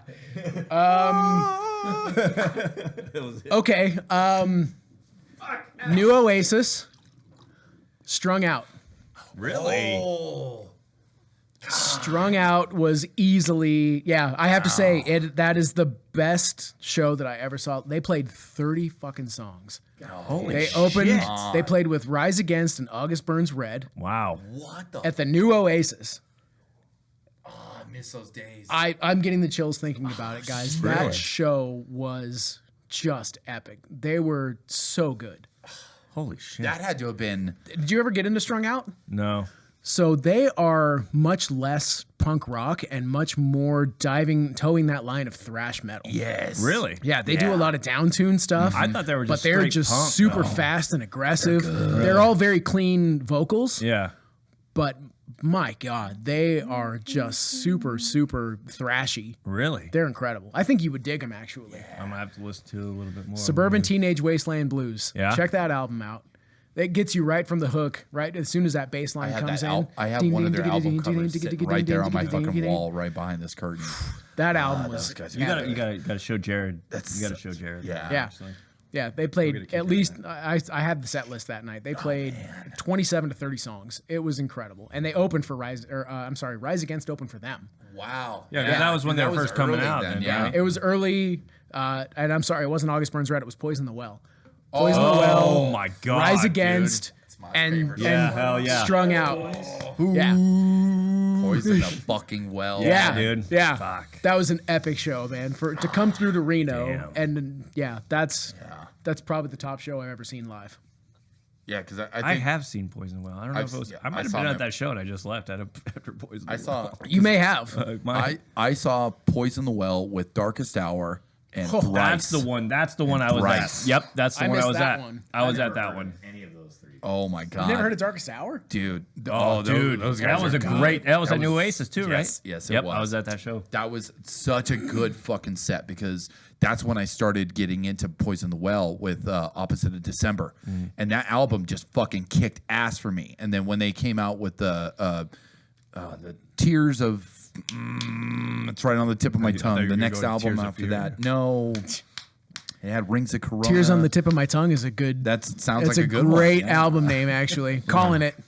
Dibs, piss me off. copyright, 2022, Cyanate Productions. But there was something about the way that, Poison the Well just commanded that fucking crowd.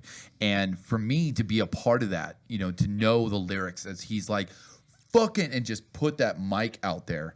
It's Tear from the Red. Motherfucker, I knew it was Tear something. Okay. But anyway, I remember just feeling that camaraderie and the whole fucking place rumbled. Yeah. When we were singing that fucking Slice Paper Wrist. Yeah. Dude. Yeah. Just the whole fucking room. That's awesome. Just went insane. It's when you have those Yeah. epic Or moments like nerdy, that though, at a nerdy, dude. concert. Oh yeah. Where like, and I'm sure you guys experience this too. Like, I feel that most people that are into the same things that I am are insufferable bastards. Yes. And I hate so many of the people that are into the same things that I'm into. It drives me nuts, right? But when you have that perfect epic moment where it's just like you're surrounded by 400 other brothers. Yeah. And you feel that energy. Yeah, the and energy's that popped love, up. And Oh, yeah. the band is giving it back to you. Yeah. You're giving it to them. Yeah. And it's just the greatest moment, man. That was so. When you have times like that. I had Walls of That's what music's all Jericho's about. lead singer pretty much Bent over. pussy in your face. she had her pussy in my face the whole time and like punching me with the microphone as she's screaming into it. I'm like, what the fuck is going on here? That was another good. You want to get married? That was another good show at the Oasis. That was a man. great show. Yeah, dude. there's something They're about that amazing. venue. Who did Yeah. did we play that show? Walls of Jericho. Did you play with Martyr recently? AD? Yeah, Margaret. Yeah, And All That Remains. Was it? it might have been actually. Reason One opened that show. Did you, I've seen you Was guys it? there. Then. Yeah. Yeah, No way. Yeah. yeah. Because you guys opened up for a lot of the bands. Yeah. Oh man. Yeah, we were fortunate, man. We played some really good shows. We played Yeah. with All That Remains once or twice. We played with shit. Walls of Jericho a couple times. Yeah. Hate Breed on Earth. We were. Yeah. I was just telling him the Yeah. other night. The first major show that we played at the Oasis, we opened for Unearth and Hatebreed. It was the Headbangers Ball Tour. Yeah. Damage Plan was supposed to be on it, but they couldn't make it. It was pre-Dimebag. Yeah. There was just whatever scheduling conflicts or something. So my buddy Jeff was on the street team for J-Max Productions, who was the guy that was bringing in. running all those bands through there. Yeah. Yeah. So my buddy Jeff was on the street team, so he would get free tickets to all the shows that would come through, so long as he put up 15 flyers around the university. Right. Yeah. You just threw them. Yeah. We just staple them. Courtyard. Did my job. You overestimate the amount of street teaming we actually did, because I was his +1 on many of those shows. Anyways, Damage Plan dropped off like 2 nights before this show. And Reason One had no business being on this show whatsoever. We were terrible at this point in time. We had just fired our other guitar player. We'd never played, just as a 4-piece. And Jeff's like, "Hey, do you guys want to play with Unearth and Damage Plan?" We're like, "No." Yeah. Well, yeah. Ask somebody else, please. Yeah. So 2 days later, we're opening for Unearth and Hatebreed. Oh my God. That's the pepper spray. Incident. So we played that show, and Unearth is up on the stage at this point, and I just discovered Unearth maybe like 6 months prior. Yeah. And my big song with them that I loved was Fuel the Fire. And sure shit, Ken Susie's like, "This one goes out to my new friends at Reason One." I'm like, Yeah. "Fucking Fuel the Fire." I'm losing my shit, right? So then as they're getting ready to wrap up their show, a pepper spray bomb, we assume, goes off, right? And it clears out the entire Oasis because the ventilation was so good there. You're right. Yeah. Really good. So everybody's dying. Ken's in the streets puking at this point. Buzz is like rubbing his eyes, right? Everybody gets dispersed. Hatebreed comes back on, they kill it, right? Years later, I find out who actually got pepper sprayed. It was Mark Moots' bandmate, Jesse Phipps. Oh shit. He's the one who got blasted in the face with pepper spray. He's like, "Yeah, that happened to me. I'm who got pepper sprayed." I don't know the reasons why at this point. Maybe we're that's a question. gonna have him back because we're gonna have Mark and Jesse back on. Yeah, you got to have both of those dudes on there. I love Jesse, man. He's good. I haven't seen him in years, but he's super good dude. But yeah, he's the one who got blasted in the face. We're definitely gonna have to talk about. Yeah, that. you're gonna have to talk about that for sure. For sure. Fuck. Yeah, that's crazy. Just to open up for those bands, though. Yeah, dude. but we had no business being on. So that show. Dime, We sucked. that had to been because Dime had to pass right after long that. after. Yeah, it was Not long shortly that. after that. I think Yeah. it was later. I think we played sometime in the early part of the year because I remember it was still cold. Yeah. And Yeah. then I think Dime was taken out in December of that year. So Yeah, so it was still it was 10 right months there. later, Yeah, But yeah, I mean, Wow. it was, Oh, it was well. within that same year. that's crazy. Yeah. But yeah, it was a super bummer. What's the but- worst show? Oh yeah. Because I got one in that I have in my mind that I want. All right. This isn't necessarily the worst show, but I will say, and you're going to give me shit for this, I've only walked out on Lamb of God Really? Yeah. twice. Wow. Only. Yeah. It's because he didn't have the invitation. I'm not Okay. shocked. Now, why? So the first time, Yeah. Twice. Twice. Twice. Are we going to the first one? Why was the first time you walked out on him? the first time I walked out on him, and I can't remember if they were playing with Mudvayne or not. It was at the Oasis. Okay. Yeah. Yeah, because they played there yeah, before. that I think- was- that sounds familiar. Yeah, So I do wanna remember say seeing them Mudvayne both was- together. Yeah, I think it was that, opening yep. for him because I remember the pre-show. I remember getting Chad and everybody's autograph and all that stuff before that. But anyways, one of the guitar players' strings broke on stage, and he didn't have a backup. Now I play in local bands at this point, Yeah. right? I always have a backup guitar in on stage. fucking I don't have a guitar tech. I don't have a touring entity behind me. I don't have any of this crap, but I have a backup fucking guitar ready to go. Maybe it's in tune, maybe it's not. That's Yeah. the worst decision I made. Yeah, right? yeah. The show was stopped for 45 minutes because he had to change his strings on stage. The whole time, Randy Blythe is being Randy Blythe. Yeah. You know And what? this I is don't back, know the man. That's back in his day, his Shooting the heydays. shit, where fucking with people. Yeah, Yeah. yeah. And then as soon as the show gets back on, I remember being just kind of like disgusted at the fact that he's like literally smoking a cigarette on stage as he's like singing. Yeah. Hold on, let me take a drag of this. Yeah, I'm like, you can't make it an hour. Anyways, I walked out on that point. That was the first time. Yeah. The second time I saw him in Chico at the Senator Theater with Gojira, Trivium, Machine Head, and them. That's a good lineup too. That was an amazing Gojira on Mars to Sirius Yeah. before they were Gojira. Yeah. So you didn't know what No. I didn't know what I was seeing at that No, time. yeah. Like they were just a French band. Like who Right. the hell is this band that's opening for Machine Head and Trivium? Yeah. Right? That's what I was thinking. Yeah. That was incredible. We actually kind of impromptu ran security for Willie Adler that night too. Really? I was with Big Dan. Yeah. He was running a lot of the sound for J-Max Productions.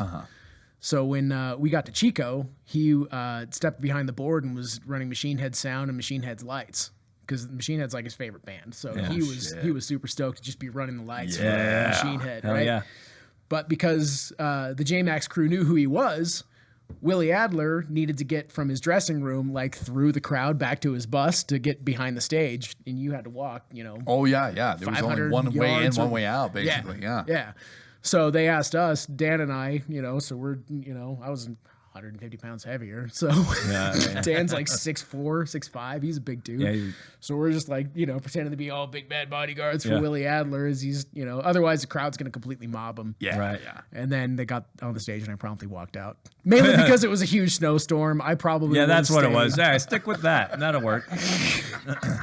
That wasn't you guys. It was a snowstorm. It had nothing to do with you. It was Mother Nature. I did almost die on the 70 coming back over the hill. That was a terrifying drive back. We all know about However, I did walk out on Lamb of God twice, and I'm sticking to that story. Oh, mine. what's yours? Mine was Danzig. Really? Yes, Okay. it was Danzig. The first time I saw him was at the New Oasis. With Kamira? Yep. I was having dinner with Kamira during their set. You missed In the green room? No, we went across the street. Yeah, to Rail City. Yeah. Over there, yeah. Yeah, they were pulling out money, trying to gamble, Yeah. eating pancakes. I got a CKY story about that too. Yeah, Danzig. So we finished, watching them, and Danzig went on, and they were like playing like they were in like a stadium. They were. I'm surprised the windows didn't shatter. Yeah. And being a musician, I was used to loud noises, but when they started playing, you couldn't hear a fucking thing. It was just nothing but. Jesus. I was like, I'm good. I'm out of here. I had to leave, and then I watched them again recently at GSR, and fuck, they're amazing. Really? They were good. Wow. He killed it, dude. He was good. Wow. Sometimes it takes time. It does, better and a with it. bigger. Yeah, Danzig was only a touring musician for 45 years at that yeah, point. yeah, so, I know, yeah, you know. but it took Better a. with time. I think they should have put him there to begin with, probably because Right. the area was, I mean, theater is a lot bigger than New the Oasis. sad thing is when we were coming up in our 20s around town, there was Knuckleheads, Yeah. Oh yeah. there I've was been there, the yeah. Oasis, Yeah. and that was about it. Yeah. Yeah. Yeah. And then If you eventually, didn't Well, get no, the you had Oasis- the hard hat too down Oh, on Greg's. I yeah. talked about that one quite a bit. Q and I never Cushion. played had the- Hue some and Cushion. had You some I had never fans. played either of those No? places. No, we had Stonies. Stonies was another Stonies. one. Yeah, Tony was a good dude. Yeah. But which Stonies? The shitty Jub corrugated Jubs. No, building not the or ice rink. No. What was or became Jub Jubs? Yeah, Jub Yeah. Jubs. Yeah. Yeah, that was that was the Wells Jericho. Yeah. All That Remains. Yeah. We I'd seen All That Remains one more time when they were playing with Trivium, and that was the night that Phil was sick. I don't know if you guys went to that show. I don't think so. I don't think. So yeah, Phil from All That Remains, they were supposed to headline the show, but he had come down with some kind of a cold or whatever. Shit. So we walk in, and he's pulling randos up on stage to sing. Yeah. Damn. So I'm like, Ollie, this Yeah, darkened yeah. heart, Yeah, yeah. this darkened heart. So I got up and I fucking had All That Remains karaoke, Yeah, hell yeah. Oh my With God. the and band. I sang This Darkened Heart with the band. Yeah, fuck yeah, dude. Oh, it was so fucking rad. Hell And yeah. afterwards, Darkened heartbeat trace one. Yeah. yeah. Oh damn it! Oh my god. I will not back down. Oh my God. Oh my my god, God. dude. It was I just gone through a fucking shitty breakup at that like You're it was like- the most cathartic experience that I'd had. Couldn't have asked Just for to better. like the validation that I felt just doing that. I'm gonna let it all And they're like, go, have a bitch. hoodie. I'm like, fuck yeah, I still got that hoodie too. I'll wear it you? next practice. Hell yeah, do it. Yeah. I was super fat when I got it, so it doesn't fit anymore. But Oh yeah, we gotta show him some old photos of you. oh, dude. fat Jared. Oh, dude, He's the you guys worst. Don't know Yeah, I Fat think- Jared, dude. Yeah, He I used to think be the like only 300 one. Pounds, Yeah, dude. the Yeah. only one I've seen is the one of you playing with cyanate, jumping off of the fucking stage. No. Dude, isn't that no, a rad picture?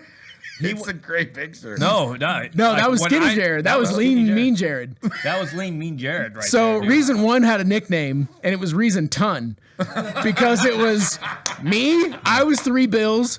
Bubba was 3 bills, Oh and then my our God. original singer TJ, he was 3 bills. So we were literally Reason Ton. Dude, So when you see the it's photo, almost like when now when people see me back in the music scene, they don't know who the fuck I am No shit. because they haven't seen me in 15 years, Yeah. and they remember Fat Jared. yeah. Oh my. Subway Yeah. was very good with Man, Jared. Yeah. What? No. No. I mean, do we want to get deep into the weeds here? Do we? Yeah. Rock bottom. Really? Yeah. Really? Yeah, Yeah. yeah. Rock bottom. I mean, once you feel that, and it's just that. It's either I'm gonna go 6 feet under or I'm gonna bootstrap myself up. And Just go to work. yeah, 100%. I was 27 years old. I was 320 something pounds. I was depressed beyond anything that I could ever imagine. And I looked at myself in the mirror. This is a true story. December 31st, 2008. I looked myself in the mirror and I'm like, you're not going to do this anymore, dude. You're not going to be fat. You're not going to be unhappy. You're not going to do any of this shit anymore. So my sister was big into fitness. She was a bodybuilding competitions and all this stuff. She had a CrossFit gym. And I'm like, you know what? I'm just gonna throw myself into this, and I'm gonna. It was like flipping a light switch for me, man. It was the craziest experience of my life, and I'm a firm believer, not in like, religion or anything like that, but I believe that the universe gives to you what you put into it. And that day that I made that decision was the day the universe gave me my wife. Wow. That was the day I met my wife. No shit, man. Yeah. And Jen, yeah, Jen's fucking awesome. fucking awesome, dude. Yeah, we've been together for it'll be 14 years No this shit. year. Yeah.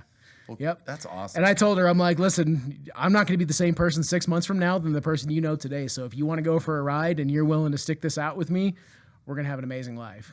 But I'm warning you now, like it's going to be a hard deal to get there. Yeah. And she stuck it out with me, man. yeah. So there's still some old pictures. Oh, it's like you got one already. on already no, queued it's up? on like the Reno News and Review. Jesus Christ. The RNN.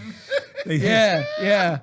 That's where they got the reason ton is from R&R. Oh man, yeah. I got to see. If We I can had the find pleasure one. of seeing Reason 1, or is it Reason Ton? You Yeah, dude. decide. You decide. Yeah, we were some big dudes, for sure. But Yeah, you know what? I've got. Well, that's Yeah, I got that's one. gotta take so much. Yeah, dude. Wow. Yeah. That's insane, man. Yeah. That's crazy. That's a huge bitch. I don't know why they So wanted. then that's one of my collage photos that I kind of show off. Yeah. To people That's or whatever. fucking insane. You should have put on the same shirt, dude. Oh, I got rid of the You could get 2X that. Chimera fucking shirt. 2X, dude. Come on, you were in a 3. Don't lie. I never. That was where I drew the line. slim Yeah, fit. yeah. but, That was that. you know. I was trying to show my muscles. You know what's funny is like I look back on people, they're like, "Really, you wore it so well? Like, how the fuck do you wear 300 pounds?" Thanks, guy. And I said, "I'm just Big Bear." I have no idea why they wanted you to run security. Yeah, right. not a Yeah, good- that was the dude that was Yeah. helping out Lamb of God. They hired you as a wall. Yeah. But imagine that picture that you saw of me jumping around like that with a guitar. I was still that active on stage. That's fucking. Well, Yeah. And Yeah. I'd say the same thing about fucking Tim. I was going to say the same thing, but I'm glad you motherfucker. said it first. I Dude, Tim love got some that. moves now. Just Dude, because he got Tim- both the hips replaced, right? Yeah, he got his hips. I'm not back. being a That makes dick, sense. like, no, he but he was- got. Yeah. He's moving. He's, Yeah. That makes sense. It's all in the hips. That's Yeah. what. Yeah, on stage. Happy Gilmore. On That's what they stage say. last night, I was like, dude, you guys are gonna run into each other. We got to get more choreographed here. More of like, Listen, we're not fucking Striper. you need to be because you guys are gonna kill each other. Scott's running And if around we with do, spikes. then that's more entertainment for you, man. That is true. You're just sitting I there want twirling blood on your you. sticks. I know. Yeah. You're like, come on, fucking collide. Yeah. Collide. I am. I'm like, yeah, let's make this show great. Yeah.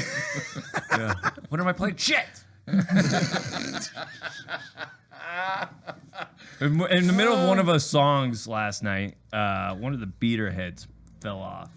So I'm over there, and you know me, I my double bass is like my Achilles heel. Yeah. So and Dimitri's running around on stage, and he's looking at me. He's like, yeah, he's rocking out. I'm like, Dimitri, I'm trying to fucking fix my shit. And he's like, and then just walks away.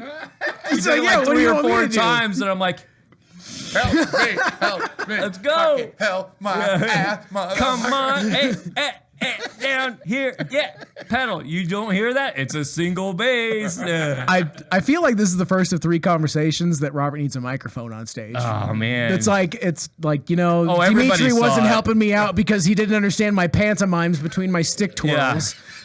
And then it's like, hey, maybe I should try some backup vocals. Yeah. And then, you know, now it's like, it's okay, just I'm me a full- yelling at Dimitri. What's all, your backup vocal? It's just me yelling. Yeah, yeah. Stage 4 Phil Collins, right? Glenn Fry, Hotel California. Oh man. We're gonna have to get you guys those earpieces, Yeah, like the yeah, coaches right, have yeah, in the NFL. They're yeah. like, I gotta go for a beater. drop my beater. Drop my beater. Dimitri, grab it. Grab it harder. Don't tell that to a Frenchie. Yeah, don't. He's tell going to him misinterpret that He so will. bad. Totally. He's French. He doesn't know. Yeah. Yeah, exactly.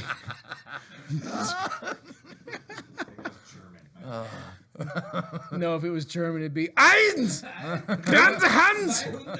That was a really fun show though. I had a blast at that. No, that was a great, and I'll be honest, I didn't think the crowd was going to take to us as well I as didn't. they did. I didn't Well, either. given the band that you guys were opening for, Right. you Yeah. know, Oh yeah. We totally didn't fit in there. No, square peg, round hole. Yeah. you know, shit. Yeah. We were all talking about it beforehand, like, this isn't going to go well for us. Yeah. We're going to get fucking peanuts thrown at us. This is going to be all bad. But it turns out, like, we had a really engaging crowd. Everybody Yeah. came up to the front. They were digging us. Even the opening, Even the second bands. band. The second bands were all out there fucking. Yeah, they're like, rocking out we're with going to us. bring you to Vegas. We're like, all Yeah. right. They're like, Deal. Yeah. Yeah. Sold. Sometimes that all it takes is to put yourself out there, even if it does. Even if you think it's not gonna doesn't fucking feel- go good. Sometimes it works out. You know. It was us, a band called Taking Dawn, and then Adelita's Adelita's Way. Way. Yeah. And both of them are from Vegas. Yeah. Vegas bands. Yeah. Adelita's Way's been around. They've been around for a long time. what, 10 years now, give or take. It was right around the 2010, 2011 era. I Yeah. stopped Around reading there. their biography Yeah, after yeah, I yeah. discovered everything I needed to know from the radio. Yeah, you got the title of the band, and that was it. Yeah, that was about it. But and that just goes to show you. Sometimes all it takes is saying yes, and fuck it. You may not have had the best mindset going into it, thinking that it's gonna be shit, and you go, fuck it, we're gonna do it anyway. We're on it. Let's give it everything we've got, And based on the video I saw too, and it wasn't a very long clip, but it was enough for me to say, God damn, those guys. Yeah, fucking that was rock, Andrew man. from Anapex. Yeah, Andrew. Drew, Thanks, buddy. man. Yeah, but yeah, and all it takes is that little outside perspective, and sometimes you are able to fucking turn a crowd to be like, oh shit, and those little moments are what make what you guys do and what we all do, that much more fun. Well, it's about stage presence too, man. Yeah. Like, even if there was like 2 or 3, you would spend Put everything jumping you around all got in. nimbly. oh yeah, no, and that's kind of my, I don't want to say claim to fame, because I'm definitely not famous by any stretch, but whether I'm playing, to 7 people at the Zephyr back in the day, That was my first show. Yeah. oh, or if I'm, playing to 500 people at a festival or something, man, they're going to get the same experience. Right. That's a shitty festival, by the way. Yes. Yeah, I mean, What kind of festival are you going was a to craft here? fair. they're selling water pipes. They're selling cheese And, wedges. leather scraps with various colored threads. Damn. The crap fucking best. Susanville Yeah. festivals. Cantaloupe Festival. Wait a minute. Was it the rib cook-off? No, there was over 500 there. yeah. We played before the Wallflowers. You're right. Yeah. Deal. It's the fucking rip. Oh my god. Right? The biggest thing is Sparks. Yeah, it's like the shittiest fucking bands from the '90s that go play that goddamn event, that You know goddamn why? festival, dude. Because they're cheap and they're fucking cheap asses, dude. They're like, "We'll pay you Jefferson in Starship wings." without the Jefferson. You're right. Yeah. I saw Starship. What about Yeah. love? in America. Don't you Yeah. want at the Rib someone to Cook-Off. care? Yeah. No, wait. The Cantaloupe Festival. Yeah, that's in Fallon? Cantaloupe Yep. Festival. Yeah, I was gonna say Cantaloupe Festival. I've been there a couple times. Listen, we played a I fest saw Blue Oyster Cult. 2 months ago that had significantly less than 500 people. Yeah. God, it's insane. Can't wait to play next year's. Right.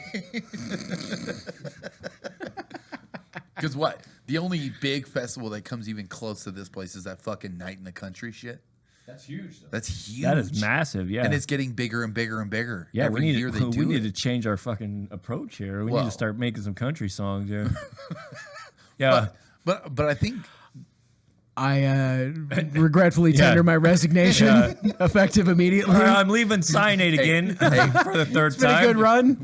we've always said, hey, country guitar players especially can't go play metal, but metal guitar players can go play Oh, country. easily. Oh, Easily. let's be real. Easily. Yeah. But I think this area needs something of a revival for rock metal genres. I think it really does, because we had I think there was before the Warped Tour at Boreal, we did have that one section of time in the early 2000s where it was the Taste of Chaos tour that came through here. Yeah. And so it was a little bit of the Killswitch Engage was in that. Where'd they play at? At Lawler. Oh, was that Yeah, Lawler? Taste of Chaos went through Waller. Or I I can't spoke Lawler, right yeah, today. you're all- Lawler, yeah. So they went through there. Been a long day. I know it has. I haven't napped yet. Drink more whiskey. Yeah. I do. I should. We should actually. I'm empty. Yeah, we got a We're all empty bartender. now. Hey, bartender, hit me with a double and introduce me to that girl with the bubble. Yeah. So, okay, not a great band by any stretch of the imagination, but the guitar player has some of the greatest metal tones I've ever heard in my life. Rich, I can't remember his last name, but now he plays guitar with Chris Jericho and Fozzy. Oh, really? If you've listened to that dude's guitar tone, just as the tone itself, take the other music out of it, it's one of the greatest metal tones I've ever heard in my life. And the dude's pulling it out of Marshalls. Yeah, because I remember listening to Yeah. Blackout, and I was like, man, that sounds really good. It sounds heavy, even though what they're doing lyrically and vocally, it's kind of off, and it's like I got you my either bands like mixed it or up. you don't. I apologize. Not Head PE, Stuck Mojo. Oh, I got them. okay. I got them confused. My mistake. Yeah. I was gonna Same say I band. didn't know that, but I trusted you, Jared. I know it. Stop. Don't do Sound plays a lot though. Like that's what drove me to Justice. with Oh, Mike. yeah. Mike. They were local, yeah. Yeah, yeah. Were. Mike's reads. I hadn't tone, heard any of their stuff. Dude, his. I've been tone- so out of the his scene tone- for so long dude, that his now I'm tone just starting to was- kind of his- get back into his some stuff. tone was So. amazing. I don't Though. like Mike's tone. You didn't like it? On No. social media, I hate his tone. Oh well, I'm not talking about that musically. I'm talking This about guy. musically as a guitar Fuck that player. guy. This guy. Yeah. All right. I'll fight him. Do you want to jump in here on the mic? Oh, fuck no. Okay. No. We'll be here for another hour. No. Well, let's get him on the next podcast. I feel that's going to be edited. Yeah. No, we're keeping that We'll keep motherfucker it in there. there. But Good to know. But yeah, 2 hours into speaking the of tone podcast. stuff, but that does draw to like that'll bring me into a band. Like it might not be Yes. the vocals or the lyrics or even the drums. I might not even like the drums on it, but if it has a good guitar tone on it, Yeah, and when I see them live, and you could feel it, oh dude. yeah, Yeah. it's there. Yeah. Tone is huge. It really is. God, there's a band that I saw a long time ago, and they weren't anything like super special, but the guitar player was something that like, and normally like as if you're a drummer, Yeah. you go watch the drummer. Right, you're watching what they're doing, and you're listening to what they're playing on, and you're like, "Oh, that Majority sounds of good," it, yeah, or, I'm watching the drummer, the yeah. majority of it. You're, as a guitar player, you're also kind of like, "What are they playing?" Right? You kind of watch it, and I remember being totally like, "Whoa!" by this band called Moments and Grace, and I can't remember who they opened up for, and they never really went anywhere. But I remember seeing them live, and it was at a New Oasis show. God, I'm trying to remember who. Not they in this opened moment? for. Moments of No. Grace? No, it was. They Okay. were called This Moments was and probably Grace. before in this moment. This was like I think 04. oh that This was 04. in They this were That'd called have Moments been, and that'd have been Grace. in my wheelhouse. yeah, that, in this And, moment coming into later. Man, I'm trying to think of who they opened for, but I just remember going to the show, and I went with my sister. Oh, you know what? I think it might have been Crossfade. I think that might have been the show I took her to Wow. when that came out. They were that synthy kind of new metal-ish Yeah, that band, right? That wore neon and Yeah, neon. Yeah, that, yep. they played with American Head Sorry Charge. That about was the the band. That was the band. Yeah, Yeah. they would have fit right in with American yeah, Head Charge. yeah, It was Yeah. Crossfade Yeah. and American Head Charge Yeah. at the fucking Club Underground. Yep. Yeah. Wow. But I Get Wonder, weren't they? Yeah. Yeah. Yeah. 100%. Oh, yeah, Well, they have. Yeah, they had Sure. the one video one on like album. Headbangers Ball like twice. Yep. I'm sorry about the way. Yeah, that one. Yeah. So, but I went to the show, and I remember listening to this band, Moments and Grace, and I got their sticker, and I don't know if I still have it, but I just remember being totally like, dude, whatever that guy's fucking doing up there, that's just blowing me away right now, because it was like it made that band better than what they were without him. Yeah. You know what I mean? Like what they were doing was like, it's okay. But this guy just like outshined the entire fucking band. And it made me appreciate him just for that one guy. And I'll never forget that. I'll never forget that show. It was one of those, or that set anyway. Those guys were fucking, or at least that guitar player. I thought he was great. And I was hoping that maybe I'd hear more stuff, but never again after that. Sad, because you hear something and you go, man, I really, that's got to take off. You kind of root for a band when you hear it for the first time, or when Yeah, that yeah. they're nobodies, right? Do you remember GarageBand.com? Yes. Yeah. That's how like bands like Mantis and Threat Signal. Mantis. Threat signals. Fucking, They got their Battle starts. for Battle for Ozfest. So I've got a great story about that. I'm glad you brought that up. Fucking love Mantis. So Mantis, I found them on GarageBand.com, right? Reviewing music. They were like, it was them and Threat Signal, like were the top two in like the Yeah. metal Threat charts or signals, whatever, right? You got me. into good. it. We'll get to Threat Yeah. Signal. Mantis came through town twice. We played with them once, but the first time they came through, they played. This is fucking crazy. They played Harrah's up in South Lake Tahoe, but it wasn't like a club. They played in like a diner. I was like at a Really? casino like Yeah. stage. So Swing the axe. yeah. Sacrifice. So it was No me, way. my buddy Jeff, who was on the street team, my girlfriend at the time, and like 2 other dudes, right? So it's the 5 of us. We're just shooting the shit, hanging out with Mantis. They start playing.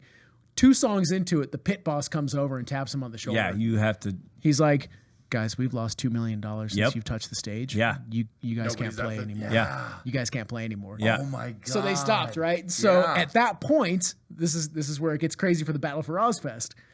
We told them about it. I was talking to Amir and the singer. I'm like, hey, are you guys going to LA? Representing. Are you guys going down to LA for the Battle for Ozfest? They're like, we didn't even fucking know about this. No. My buddy Dan, he was in a band called Radio Sick at the time. They went down to LA. I told Mantis about it. They're like, they left Reno that night and they jumped in the audition line in LA and they got fucking chosen for They that were show. second. They came in. I wanted those Yeah. guys to fucking win. Yeah. And They should have. It was they fixed. should've. And I'll tell you why They it was should've. fixed. They Who should've fucking won? won. A Dozen Furies. Oh. The guitar player Mark from A Dozen Furies was in a band. I can't remember the fucking name of it right now, but it was on Sharon Osbourne's Yes. label. Yes. Oh, Yes. so that's why they got picked. That's why Yes. it was them and then like the Sandbag band. Yeah. that had no business being up. Like, so they kicked Mantis out. Right. Yep. And so it was A Dozen Furies and that's whatever why they did that. Sandbagger Yep, band. yep. So they knew it was no They were choice playing but it. to. Yep. Yeah. Yeah.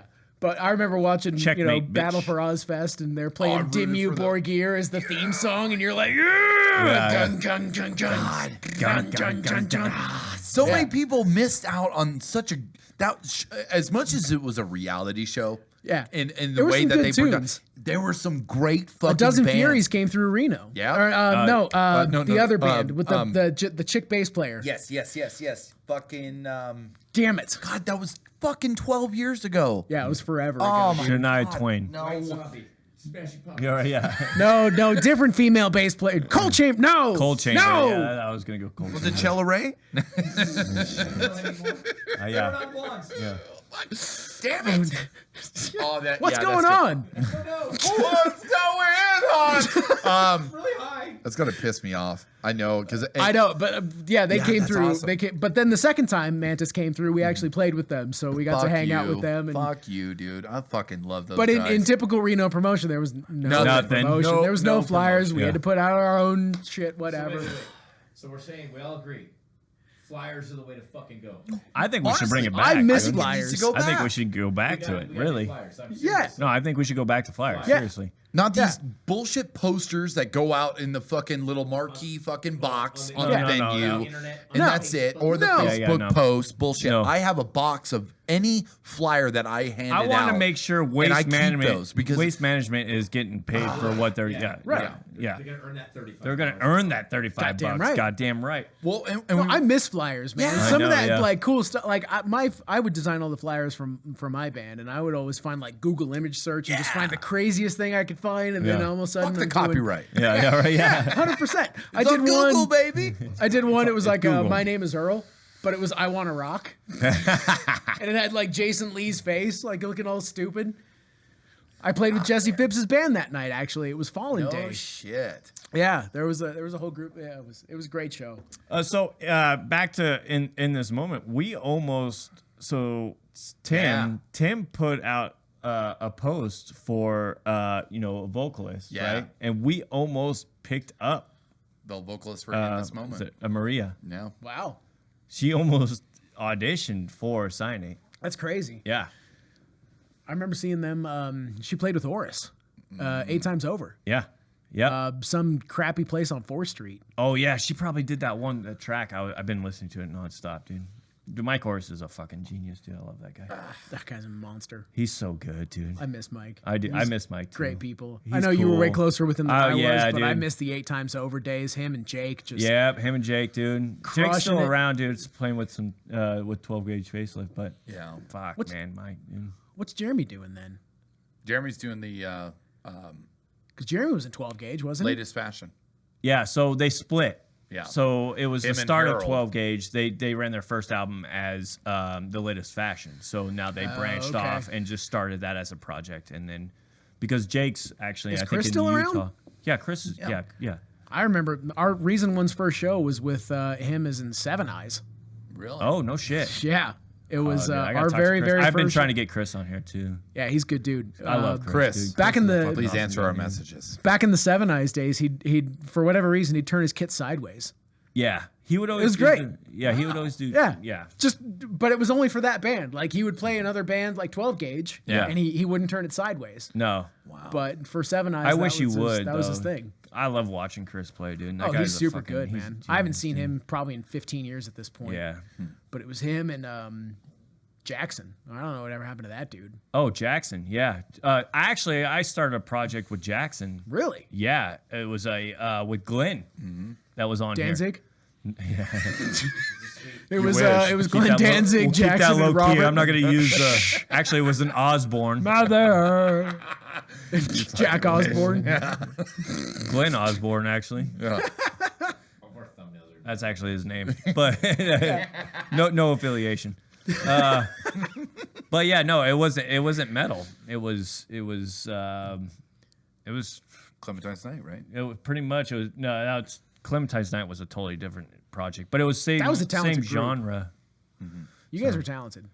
Clementine? Clementine's Night, guys. I love. I dug Clementine. you guys, I man. think I thought it was awesome. Yeah. like playing in that. I 'Cause looked you guys, bored. You but guys it was, did the Bubba the Love Sponge. Yeah, we did that, deal, the- and we yep. we got to play that too. Yeah. with my old band. Yeah. and we were just a fucking at throw Wingfield Park. Yeah, yeah. because I think we used.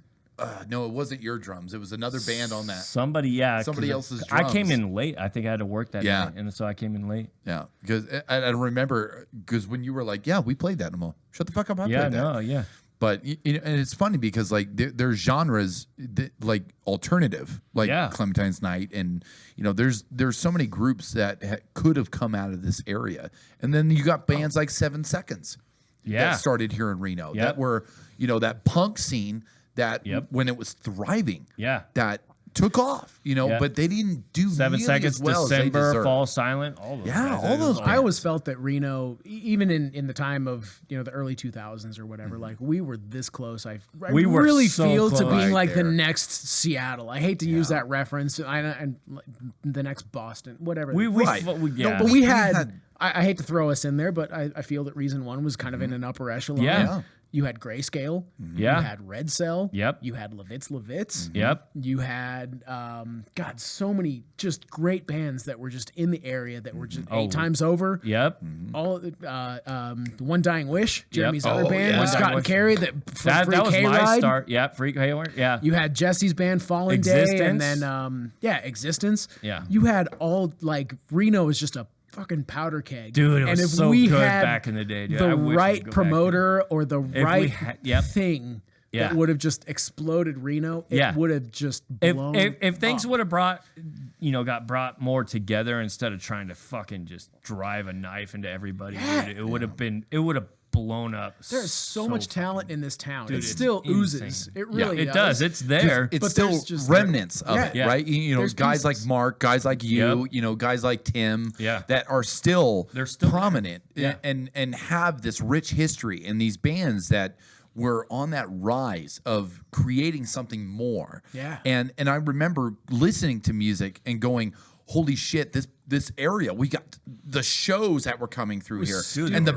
were big bands that were great. coming here and giving an opportunity for these local bands that were making a fucking name for themselves. Yeah. And it just fucking and Mark, I think, said it best when he said, we pushed it to a point where we've the scene where the violence jumped in and people just kept falling off, and instead of trying to gather Get it them back back together. and be like, no, Everybody no, no, no, no. dispersed. No. Yep. And then we just went, oh, fuck it, and let it die. Yeah. And it sucks because like when I came into the music scene, it was late. I didn't start playing music till 2011, 2012. Yeah. And I remember playing and going, man, when I first started, it was like, I didn't know what the fuck I was doing. I didn't know any other bands. I just knew that I wanted to do this. I had a passion for it, and I love the excitement, the adrenaline. Just like anybody who goes up there, when you play your first show, if you're not addicted after that, dude, like I don't know what else to tell you. It's one of those like It's a You either fight or get it or flight you're not. moment, right? Yep. Yeah, It's an amygdala response. And if Yep. and if you can keep doing it, it's even better Yeah. because you're like, I want that feeling again and again and again and again. But coming into the scene at that point, it was like I thought I was going to be a part of that bigger picture, and I You just got was in like, another dying phase. fuck, though, I dude. know. yeah, You so got that, in on and the that- fucking sounds like you and it- came in phase. right at the end. I remember mean, feeling so like, what the fuck, and just being so confused. Like, what I thought this was the shit. sad I thought hand this job was of the coming. scene. I know. Right, exactly. Yeah. Fuck. And Where's our fluffer? Get him in here. Come on now. Yeah, and we Why talk are you about it looking a at the sound lot. guy? Because he's our fluffer. I don't think he is. No, he's definitely the fluffer. Oh, he quit. got- All right. Sorry, Mike. But I'll let you finish. Yeah, you will. but there's so much rich history in this area, and Oh, yeah. and that's why we do what we do. You know, and you've got the stories, you've got the history, you've got the beautiful, you know, the Beautiful fun face? Yeah, You the almost said beautiful it, didn't face. you? I almost said it. I heard GQ, man. It's the GQ. No, but the beautiful stories that just elaborate more on the why we do what we do. Yeah. And I think this is a great time because you've seen the show, you've watched it. Yeah. I think this is the perfect time to do the Mount Rushmore. Stop showing me the fucking fingers. I know what's going on. There's two fingers. We're only going 2 tonight, or the Mount Rushmore 2. that's So- a high 2 there. Yeah. I've been painstakingly thinking about this Uh, for the I last told week. you. Yeah. He had pre. Oh no, it's totally. I had It's not homework. It's agony. Yeah, right? yeah. Because he's watched the You episodes. can do He an knows easy it's top coming. 2. Oh no, It's I the can't third do an and easy fourth. top two. No. You're running No, the full 4. I'm saying of the 4. The So- first 2 are easy, but the last 2, because you're I've been- like, yeah, do I yeah, really you're leave right. a genre that really molded me, or do I talk about that? Fuck. Yeah, No, yeah, it's exactly. the last 2 Yeah, that you who's mentioned. won, Jefferson? Because I've always thought like, because I'm like, Franklin? well, why don't they just do a 5? Who's gatekeeping the Mount Rushmore? If it's a national park, there's somebody at the gate taking the ticket, right? So it's almost like there should be like a gateway band that doesn't quite make the Mount Rushmore. Oh, there's a lot. Maybe the Yeah. motherfucker should have carved another head. I know. There's a No, bunch no, of heads, 4 is actually. perfect, but there's like, I always wonder like, why you guys never asked the gateway band, right? We don't care. All right, fair enough. Well, Fuck the you. Gateway Band. Well, we always play that. Like the Gateway Band, that actually plays into your Mount Rushmore, though. Yeah. To So some the extent. Gateway Band should be. It should automatically. So we don't actually So- say that, but it should actually be. Look, in there. nothing's set in stone. And these change. Mount Rushmore is set in stone. Yeah. It's gonna be like, Dumbass. What's your continental congress No. of bands? All it takes is one fucking missile. That bitch is gone. Yeah. Yeah, right. Yeah. Right? They're targeting that next. I guarantee it. Wait, that bitch is gone. Yeah. All right. So when I was 12, 13 years old, right? Walking through the old El 11. Rancho swap meet, right? Okay. Oh yeah. Okay. I Yeah. remember. Down in Yeah. Gardnerville? Yep. Yeah. No, on El Rancho. El Rancho, El not Rancho. the Rancho.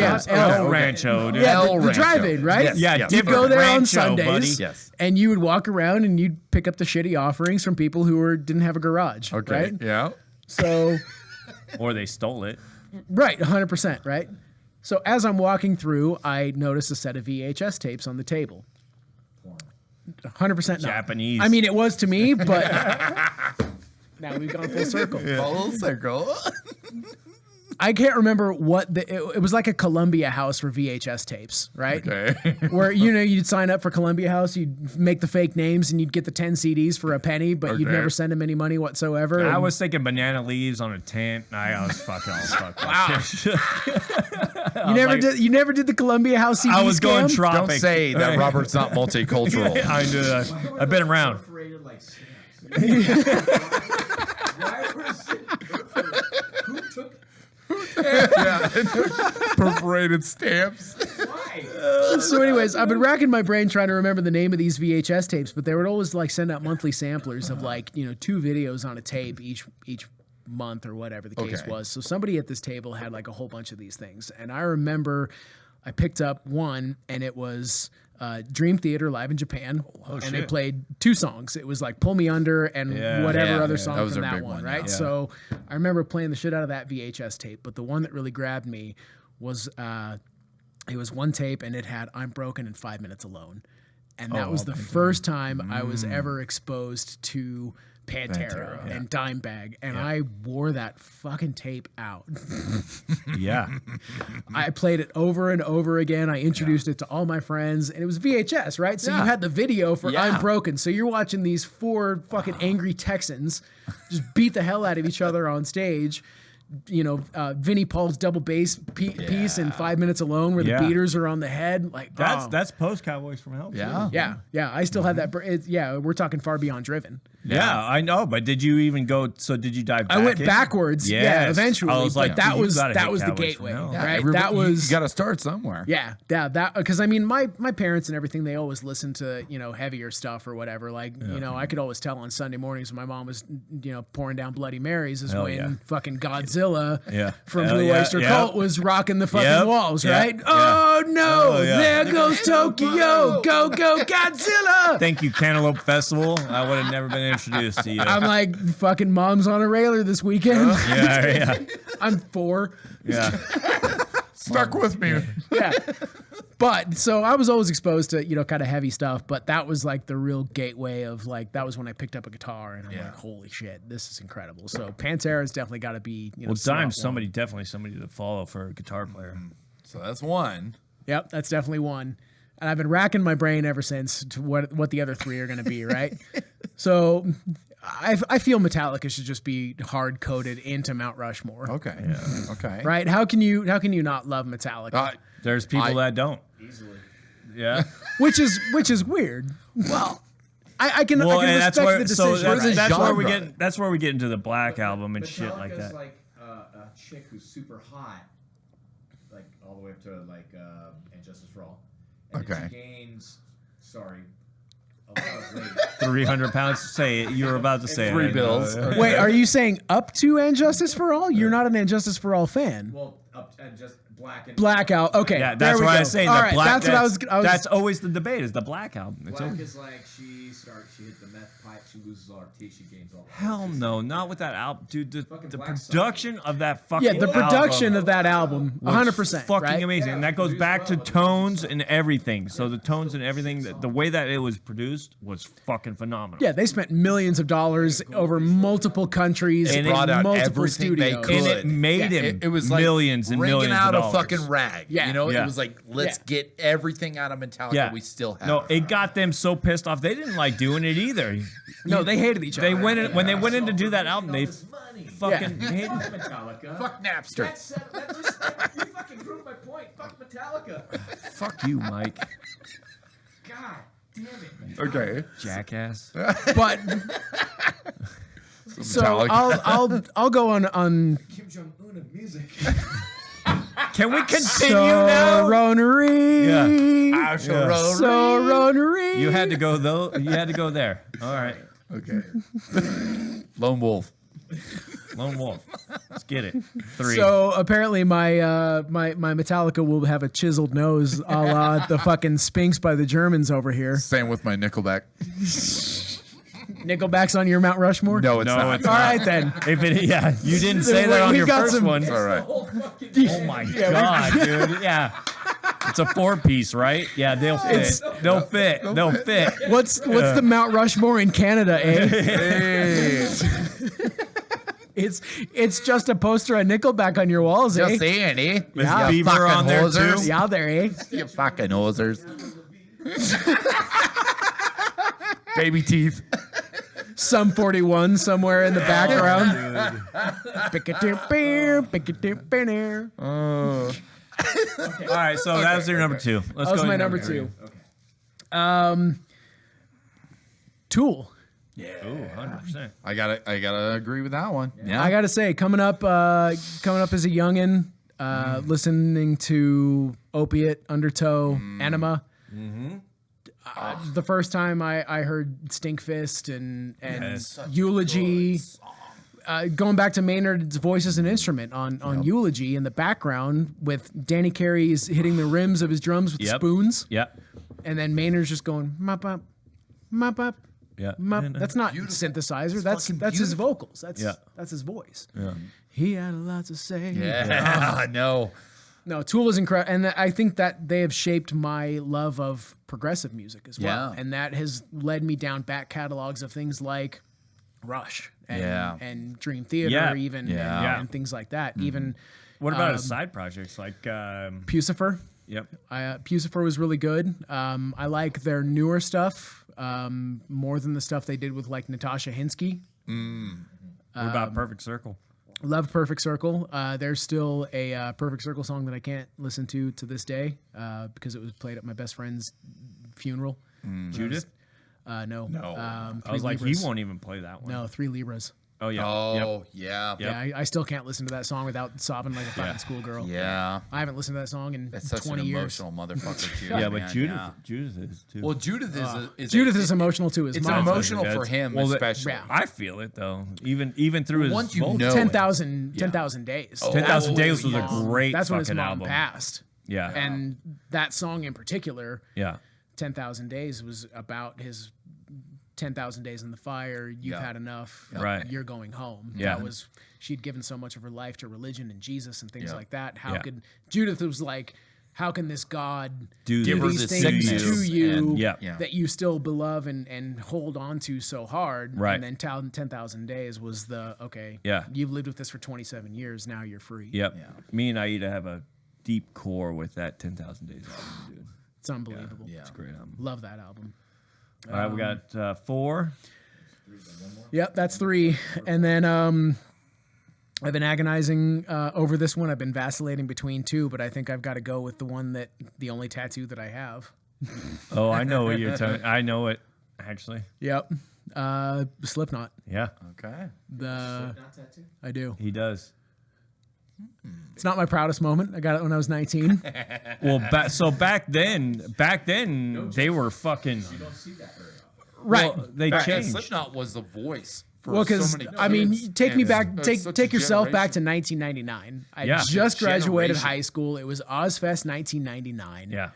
They're playing the side stage. There's this band in clown paint and jumpsuits, and you're Masks like, "What in the yeah, fuck the is masks. this?" And you hear the opening riff to Is this "Sick." ICP?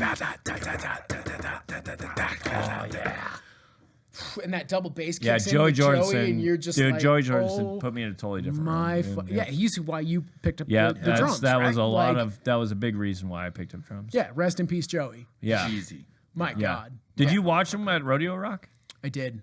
Yeah, so I was there. I was too. at that show. Yeah. Yeah. I saw him in Ozfest 99, and then they came through in 2000 at Rodeo Rock, and there was more people on the stage than there were. You know, we were about to buy that The that venue. Who was? He was. with Scott. Really? And, yeah. I'll tell you that story later. Yeah. Yeah, we'll have that off the podcast. Yeah.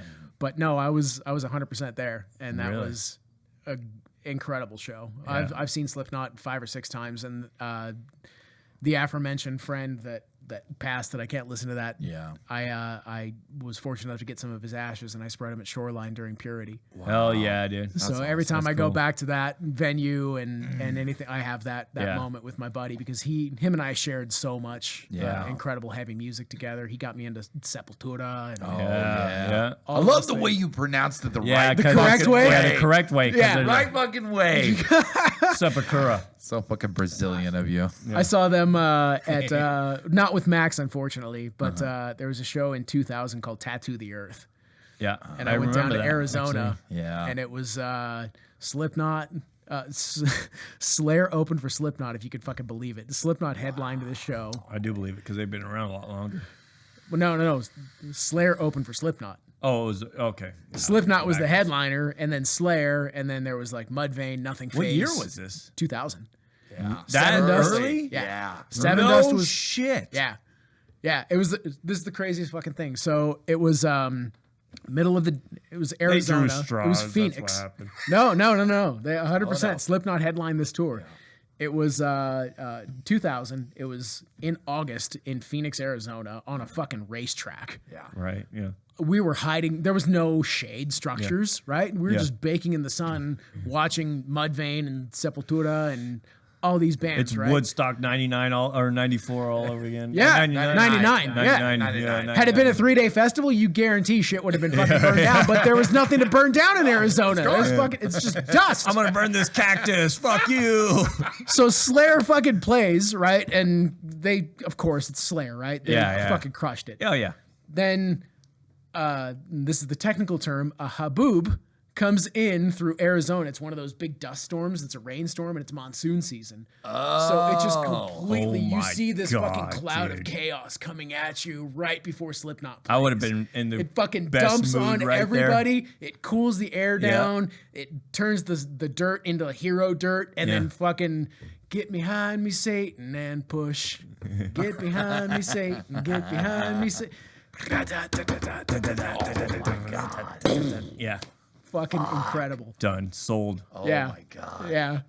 You want to talk epic shows? Experience of a fucking lifetime. Yeah. Fuck. And I'm so into experience, man. I'll overpay for experience. Oh, easy. Yeah. Yeah. I'll overpay for experience. Things, fuck things. Yeah, no shit. But experiences, New York, Foo Fighters, Madison Square Garden. Yep. We Are just you went there. kidding me? Yeah. Yeah. It was. We got to see the Foo Fighters before Taylor passed. Yep. It was 4 or 5 years ago. Yeah. That was one of the greatest That trips was I've ever great had in my trip, life. dude. That was a fucking The awesome Foo trip. Fighters ended up being like the lowest tier thing Yeah, that Jared we did. hit me up and he was like, "You want to go to New York and see the Foo Fighters at Madison Square Garden?" I was like, "No, Yeah, absolutely no. not. Ask somebody Yeah. else. Yeah, Friend. yeah, Fuck that. We were booking flights yeah." the next day. The I next believe day. you said no initially. I'd fucking murder No, you you and didn't. take I your didn't say spot. No, it was. I didn't even. I don't even think I asked Aida. That's awesome. I just said, "Yeah, We're going to fucking New anyway." York, wife. I was don't like, give a shit "Babe, what you say. take us to New York. I don't know how to do all that shit. So go Go, ahead." go, wife.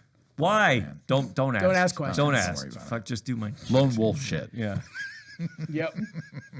Yeah. We had a great great time. Yeah, it Brooklyn, was good time. Manhattan. Yep. Fuck. What? We spent a week there. Yeah. Shitty bikes. Oh my god. I think my kid was actually. Yeah, I think that was the conceived. conception of Robert Jr. on that trip. that The trip. math checked out. The math checked out. I think seriously. I think that was. After we fulfilled the bucket list of drinking Manhattans in Manhattan, Yeah. I think little Berto. And then you and Aida karaokeing. I'm just a girl.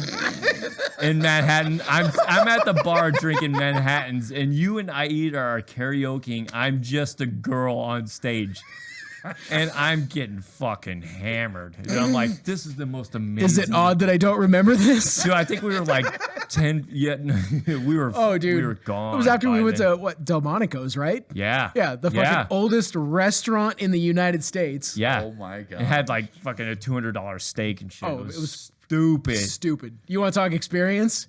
Yeah. Yeah. In the that heart was of it. heart of Wall Street. Yeah. Yeah, we saw the bull. We touched his balls. Yeah, we were filling up on the balls. Yeah, Yeah. yeah. The Bulls balls. You know what happened later that week is that was when the demonstration happened and everybody stuck all the dildos. To the Yeah, fucking- I remember that. I was like, I was just here filling Yeah, up we were the just balls, there. dude. We didn't see any dildos. We got Yeah. ripped off. Yeah, god damn it. Should have waited a little bit longer. That's why you got the fluffer now. Yeah. Thanks, Mike. Anyways, It's all about the experience, ladies and gentlemen. Jared. guys. Get you a fluffer. Guys, honestly, I can't thank you enough for Thank having you, me man. on, man. Yeah, It's fucking thank great you. to be It's been a back in the blast. band. You've pulled me out of retirement twice now. dude, you never left from that experience. Always been in the hearts and mind Yeah. For sure, of guys. Robert. Yeah. Well, Jared, thank you so much for being here, man. This was fucking awesome. Likewise. And we can't wait to have you again and hear more fucking stories, brother. Good shit. Well, I got a the few music- of them. The music's gonna come too. Oh, yeah. We got a lot of Okay. stuff in there. I'm a riffer. Scotty's the soloer, so Fucking lots A. of riffs coming. Well, stay tuned. And if you haven't yet, go check out Cyanate and listen to their band page. You got a band camp. You got all kinds of places to listen to their music. If you haven't yet, go check them out. Yeah, I And if think you we're on haven't- everything now. Yeah, your all guys are on pretty much everything now. Yeah. So if you haven't yet, go check out Cyanate. Listen to Jared. Listen to Robert's new band. Bottom line, we've got a lot of big stuff coming up. And thank you guys so much for listening. Thank you for watching. And we'll see you next time.